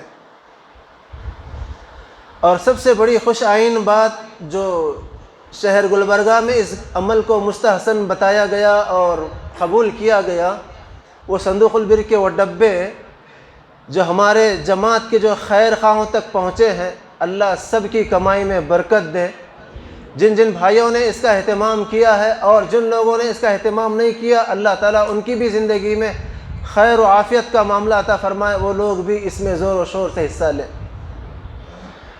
دوستو اور عزیزو، میں نے سورہ کہف سے ایک آیت کا حصہ پڑھا ہے جس کے اندر اللہ رب العالمین کا یہ فرمان ہے، فَمَنْ كَانَ يَرْجُو لِقَاءَ رَبِّهِ فَلْيَعْمَلْ عَمَلًا صَالِحًا۔ جو کوئی اپنے رب کی ملاقات کی امید رکھتا ہے، اپنے رب کا دیدار چاہتا ہے، اسے چاہیے کہ وہ عمل صالح کرے۔ ہم مسلمان اہل سنت والجماع کا یہ عقیدہ ہے کہ جن کا صحیح عقیدہ ہے وہ قیامت کے روز اپنے رب کو ایسے ہی دیکھیں گے جیسے 14ویں کے چاند کو ہم دیکھتے ہیں، جس کے دیکھنے میں ہمیں ذرا بھی نقصان نہیں ہوتا ہے۔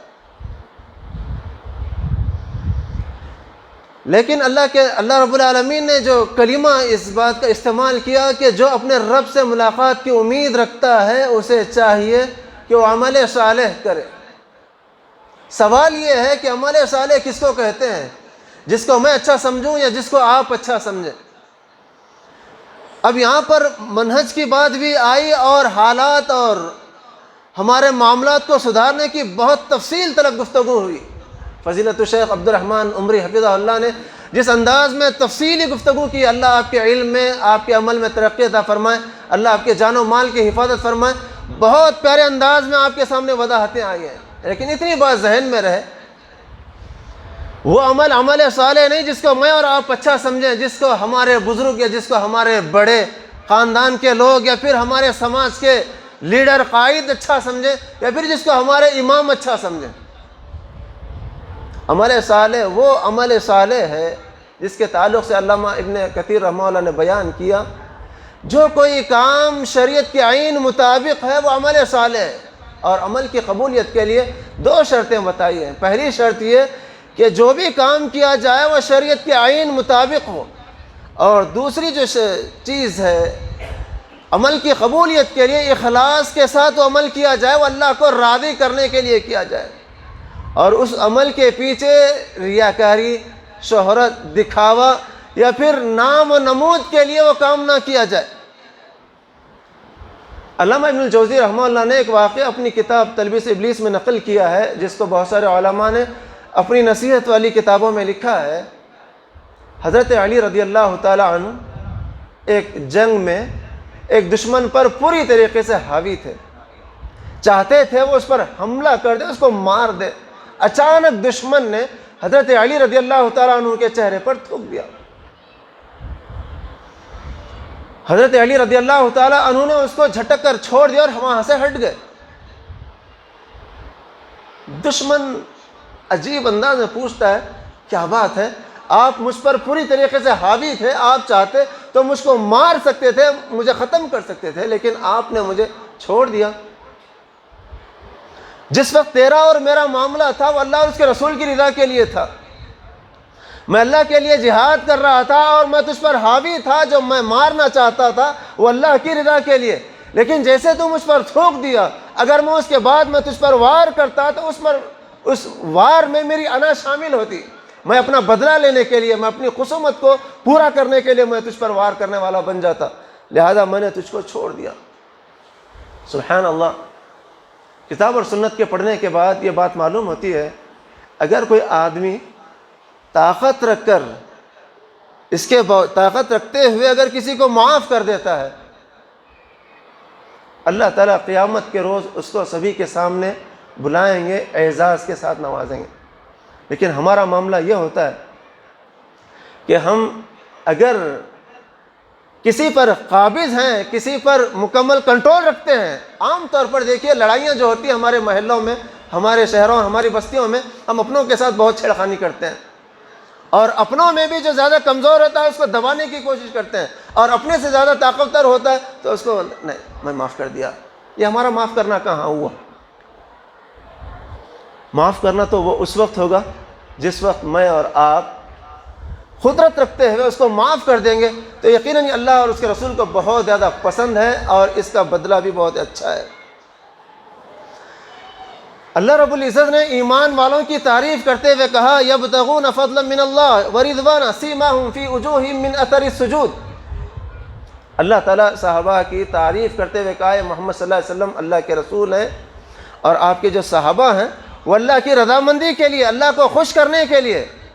یہاں پر مجھے ایک ہی پیغام یہ دینا ہے کہ جب بھی ہم چھوٹا یا بڑا کام کریں، چاہے مرد ہو یا عورت، چاہے ہم پڑھے لکھے ہوں یا ان پڑھ، چاہے چھوٹے ہوں یا بڑے، جب بھی ہم کوئی کام کرتے ہیں دینی اعتبار سے، یا ہماری رغبت ہو یا خواہش ہو کہ اس کام کے ذریعے میرا رب راضی ہو جائے، اگر ہم دنیا والوں کو راضی کرنا چاہیں تو اللہ اگر ناراض ہو جائے گا۔ اکثر و بیشتر یہی ہوتا ہے، عام طور پر لوگ توحید جاننے کے باوجود توحید سے اس لیے دور ہیں کہ لوگ کیا کہیں گے، اکثر و بیشتر ہوتا ہے، اور یہ اب کی بات نہیں ہے، بہت پہلے سے ہوا ہے۔ جس وقت اللہ کے نبی صلی اللہ علیہ وسلم اپنے چچا ابو طالب سے اس بات کا اصرار کیا، چاچا آپ کلمہ پڑھ لیجئے،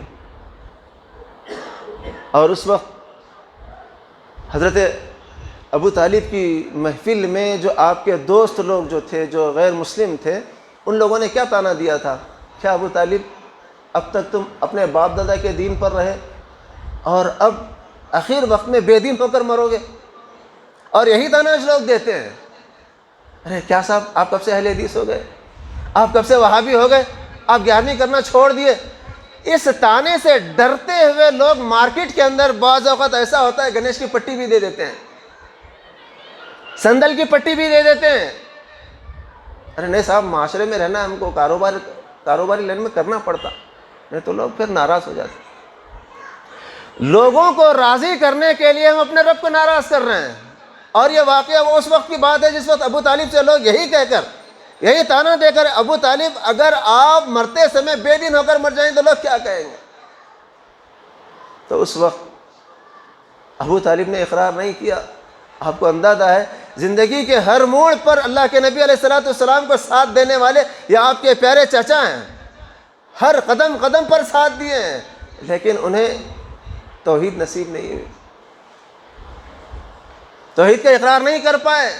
اور کتنے ایسے نوجوان ہیں اپنے چہرے پر داڑھی سجانا چاہتے ہیں، داڑھی رکھنا چاہتے ہیں، لیکن معاشرے اور سماج کے کچھ لوگ ان کو یہ تانا دیتے ہیں، تمہارے ابو داڑھی نہیں رکھے تم داڑھی رکھ رہے بیٹا، اب ابو سے بھی بڑے ہو گئے تم اب۔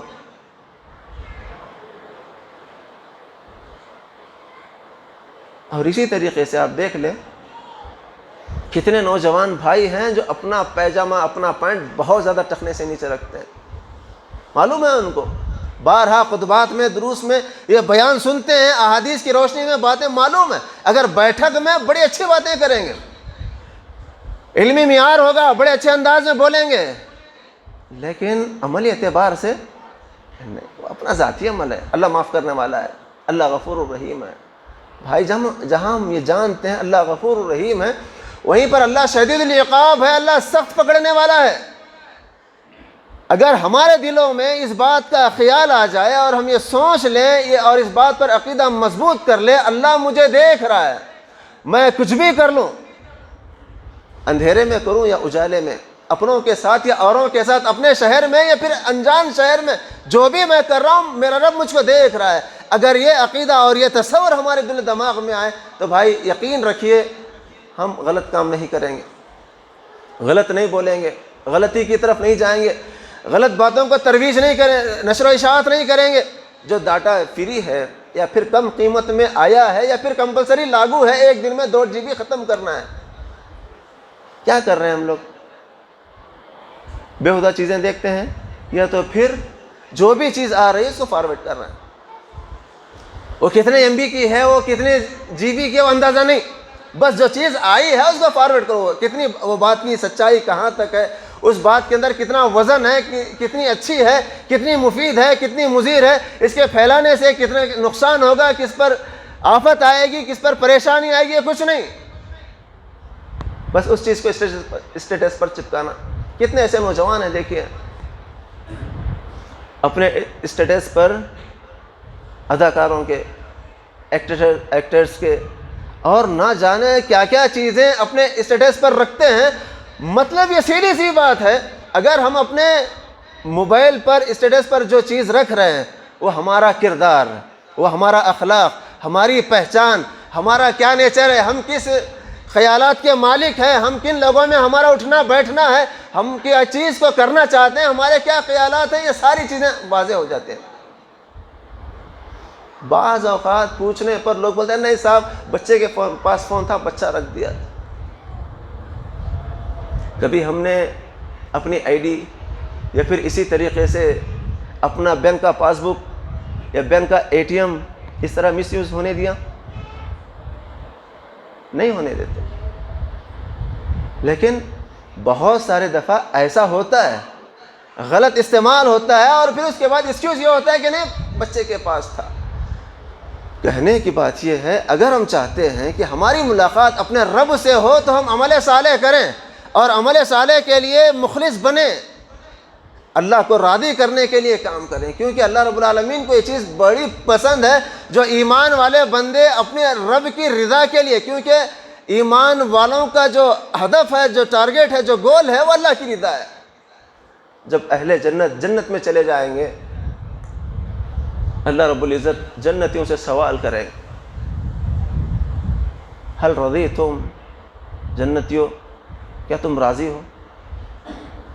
جنتی کہیں گے وما لنا، ہمیں کیا ہو گیا ہے، ہمیں کیا ہو گیا ہے کہ اللہ تو نے ہمیں وہ چیزیں عطا کی ہے جو کسی اور کو دنیا میں کی نہیں عطا کی گئی ہیں، ہم بہت راضی ہیں، بہت خوش ہیں۔ تو اس کے بعد اللہ رب العالمین کہیں گے میں تمہیں اپنی رضا مندی دے رہا ہوں، اس کے بعد آج کے بعد میں تم سے کبھی ناراض نہیں رہوں گا۔ دعا کیجئے بھائی بہنوں، اللہ تعالیٰ ہم سب کو اپنی رضا مندی عطا فرمائے۔ اور ایمان والوں کی صفت بیان کرتے ہوئے اللہ نے سورہ دہر کے اندر فرمایا یطعمون الطعام علی حبہ مسکینا و یتیما و اسیرا، ایمان والے وہ ہیں، اللہ کے بندے وہ ہیں جو لوگوں کو کھانا کھلاتے ہیں اپنی ضرورت کے باوجود۔ ایسا نہیں کہ ہمارے گھر آج پورے لوگ کھا لیے ہیں، بچ گیا ہم کسی اور کو دے رہے ہیں۔ بعض اوقات ایسا ہوتا ہے کہ اڑیاس و صدقہ، مطلب کوئی چیز جا رہے ہیں ٹھیک ہے جان دے میں اس کو صدقہ سمجھتا ہوں۔ بعض اوقات ایسا ہوتا ہے اگر ہماری رقم کوئی دینا ہے، دے نہیں رہا ہے یا پھر ہم اس سے لے نہیں سکتے ہیں، چھوڑ میں صدقہ کریں، نہیں میرے بھائی ایسی چیزیں صدقہ نہیں ہوتی۔ یطعمون الطعام علی حبہ مسکینا و یتیما و اسیرا، قرآن کہتا ہے کہ ایمان والے وہ ہیں جو اپنی حاجت کے باوجود، اپنی چاہت کے باوجود لوگوں کو، یتیموں کو، مسکینوں کو، قیدیوں کو کھانا کھلاتے ہیں، اور پھر کیا کہتے ہیں لا نرید منکم جزاء ولا شکورا، ہم تم سے کوئی بدلہ نہیں چاہتے، ہم تم سے کوئی تھینکس نہیں چاہتے۔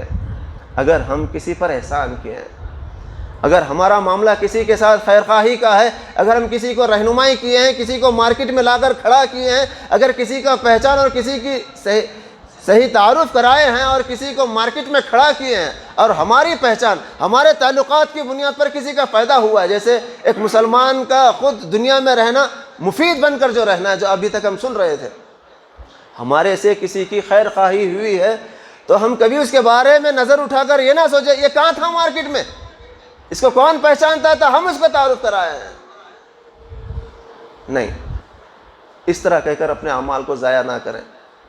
اور جو بھی اعمال ہم کرتے ہیں، اعمال کے پیچھے ہماری خواہش اور ہماری تمنا یہی ہو کہ ہمارا رب ہم سے راضی ہو جائے۔ اور اللہ رب العزت نے اپنے حبیب محمد الرسول اللہ صلی اللہ علیہ وسلم سے جو خطاب کیا تھا، فَإِذَا فَرَغْتَ فَانْصَبْ، اللہ کے نبی آپ جب عمر دنیا سے، دنیاوی کام کاج سے فارغ ہو جائیں تو اپنے رب کی رضا کے لیے، اپنے رب کو راضی کرنے کے لیے کھڑے ہو جائیے، عبادت کیجیے۔ لیکن ہمارے پاس بھی فارغ وقت ہوتا ہے، فری ٹائم ہوتا ہے، جس میں ہم اپنے الگ الگ مشغلے رکھتے ہیں۔ فری ٹائم میں یعنی جو ٹائم ہوتا ہے اس کو ٹائم پاس کرنے کے لیے کسی دوست کے پاس ہمارا جانا ہوتا ہے، اکثر و بیشتر ہوتا ہے۔ اللہ کے نبی علیہ الصلوۃ والسلام سے صحابہ کے عجیب و غریب ایک دم معمولی سوال ہوتے۔ اللہ کے نبی نے کسی موقع سے پوچھا، صحابہ نے پوچھا اللہ کے نبی من نجات یا رسول اللہ، اللہ کے نبی کامیابی کیا ہے؟ ان میں سے ایک جو تیسری بات اللہ کے نبی نے جو فرمایا تھا، وَلْيَسَعْ بَيْتَكَ، اپنے گھر کو لازم پکڑے رہو۔ آدمی اپنے کام کاج سے، اپنی مصروفیات سے، اپنی ملازمت سے، اپنے کاروبار سے جب فارغ ہوتا ہے تو آج کا ایک فیشن بنا ہوا ہے یا پھر عادت بنی ہوئی ہے کہ ہم فلاں دوست کے پاس، فلاں ہوٹل میں، فلاں چائے کے ساتھ بیٹھیں گے۔ وقت گزارنے کا جو عام طور پر معمول بنا ہوا ہے آج ہمارے خاندانوں میں، قبیلوں میں اور ہمارے معاشرے کے اندر جو طلاق اور خلا کی جو شرح بڑھی ہوئی، یہی وجہ ہے کہ مرد احباب عورتوں کو ٹائم نہیں دیتے، اور عورتیں ایک سیریلز یا پھر اور مختلف وجوہات کی وجہ سے شوہروں کو ٹائم نہیں دیتی ہے۔ بچوں کی شکایت ہے باپ ٹائم نہیں دیتا ہے، اس کی وجہ کیا ہے؟ ہم اپنا جو فارغ وقت ہے وہ اپنا فارغ وقت گزارنے کے لیے، ٹائم پاس کے لیے دوستوں میں جا کر بیٹھتے ہیں، بجائے اس کے کہ مرد احباب جو ذمہ داران ہیں وہ اپنے گھروں میں وقت بتائیں، اپنے بیوی بچوں کے ساتھ بیٹھیں، بچوں کی تربیت کریں۔ آپ دیکھیے پچھلے سالوں میں جو لاک ڈاؤن ہوا، اس کے جہاں پر بہت سارے جو نقصانات ہوئے معاشی اعتبار سے، وہاں پر کچھ فائدے بھی ہوئے۔ جب بڑے گھروں میں نماز پڑھنے لگے، بچے بھی نمازی ہوئے، ماحول بنا، خواتین بھی نماز کی پابند بنی، اور کتنے ایسے ماں باپ ہیں جو بیٹھ کر اپنے بچوں کو دعائیں یاد کرائے، صورتیں یاد کرائے، عقیدہ سکھائے، دین سکھائے، اور بہت ساری چیزوں کی تعلیم اور تربیت انہوں نے کی۔ یہ کب ہوگا؟ اپنے فارغ اوقات میں ہم اپنے رب کی طرف جڑے رہیں، اور پھر اپنے گھر والوں کے ساتھ رہنا یہ نیکی سے خالی نہیں ہے۔ اللہ کے نبی علیہ الصلوۃ والسلام نے فرمایا اگر کوئی آدمی صدقے دل کے ساتھ اپنی بیوی کو ایک لقمہ کھلاتا بھی ہے تو اس پر بھی اللہ اس کو اجر دیتا ہے، جب تو اس کا حق ہے۔ کتنی عورتیں ہیں جو اپنے شوہروں سے ناراض ہو کر کیس کر اس کا نان و نفع لینے کے لیے کورٹ کچہری کا راستہ ناپتی ہیں، جبکہ ہمیں شریعت اس بات کی طرف تعلیم دیتی ہے اگر کوئی شوہر رضامندی کے ساتھ، خوشنودی کے ساتھ اپنی بیوی کو ایک لقمہ بھی کھلاتا ہے تو اللہ اس کو بھی اس کا اجر دیتا ہے۔ اور صحیح بات تو یہ ہے جو ہم زمانے سے، جو لوگوں سے جو ڈرتے ہیں، یہ ہمارا ڈرنا فالتو کا ہے، جبکہ قرآن کہتا ہے اور ہمیں شریعت اس بات کی تعلیم دیتی ہے واللہ ورسول احق ان یرضوہ، اللہ اور اس کے رسول اس بات کے حقدار ہیں کہ ان کو راضی کریں۔ ہم دنیا والوں کو راضی کرنے کی چکر میں اللہ اور اس کے رسول کو ناراض کرتے ہیں، چاہے آج ہمارے روزانہ کے معاملات ہوں یا شادی بیاہ کے معاملات ہوں یا پر موت مٹی کے مسائل ہوں۔ کتنے ایسے نوجوان ہیں وہ چاہتے ہیں شرعی اعتبار سے نکاح کریں لیکن لوگ ان کا ساتھ نہیں دیتے۔ کتنے ایسے نوجوان ہیں جو نکاح کے موقع پر نکاح کے کھانے سے بچنا چاہتے ہیں، لوگ ان کا ساتھ نہیں دیتے۔ کتنے ایسے نوجوان ہیں جو حق بات کرنا چاہتے ہیں، حق کی طرف آگے بڑھنا چاہتے ہیں، لیکن لوگ ساتھ نہیں دیتے ہیں۔ ہر اعتبار سے بار بار یہی دماغ کام کرتا ہے اگر ہم ایسا کریں گے تو لوگ کیا بولیں گے۔ اگر تھوڑا رک کر ہم یہ سوچتے تھوڑا سا رک کر ہم یہ سوچتے اگر ہم ایسا کریں گے, اللہ اور اس کے رسول کی ناراضگی والا عمل کریں گے, تو پھر ہم اللہ کو کیا جواب دیں گے. اگر ہمارے دلوں میں اس بات کا خیال آ جائے تو یقین مانیے ہماری زندگی سدھر جائے گی, ہماری زندگی سنور جائے گی. اگر ہم چاہتے ہیں کہ ہماری زندگی کا مقصد اللہ کی رضامندی ہو تو اللہ تعالیٰ نے فرمایا قل ان صلاتی ونسکی ومحیای ومماتی للہ رب العالمین, میری زندگی کا مقصد تیرے دین کی سرفرازی, میں اسی لیے مسلمان, میں اسی لیے نمازی. دوستو اور عزیزو, پورے خلاصے کی بات یہ ہے کہ اگر ہم چاہتے ہیں کہ ہمارا رب ہم سے راضی ہو تو ہم اپنی زندگی کے اندر کوئی بھی عمل کرتے ہوں, چاہے فرض ہو یا سنت, چاہے چھوٹا یا بڑا کام, جب بھی کام کرے تو ہمارے دل و دماغ میں یہ خیال ہو کہ اس عمل کے ذریعے سے میرا رب راضی ہو. اور جب ہماری زندگی میں اس بات کا خیال آ جائے کہ ہمارا رب ہم سے راضی ہو تو ہم بڑے اچھے بنیں گے, ہم شکر گزار بنیں گے, شکر ادا کرنے والے بنیں گے, ایک دوسرے کا حق ادا کرنے والے بنیں گے, ایک دوسرے کا احسان مند بنیں گے.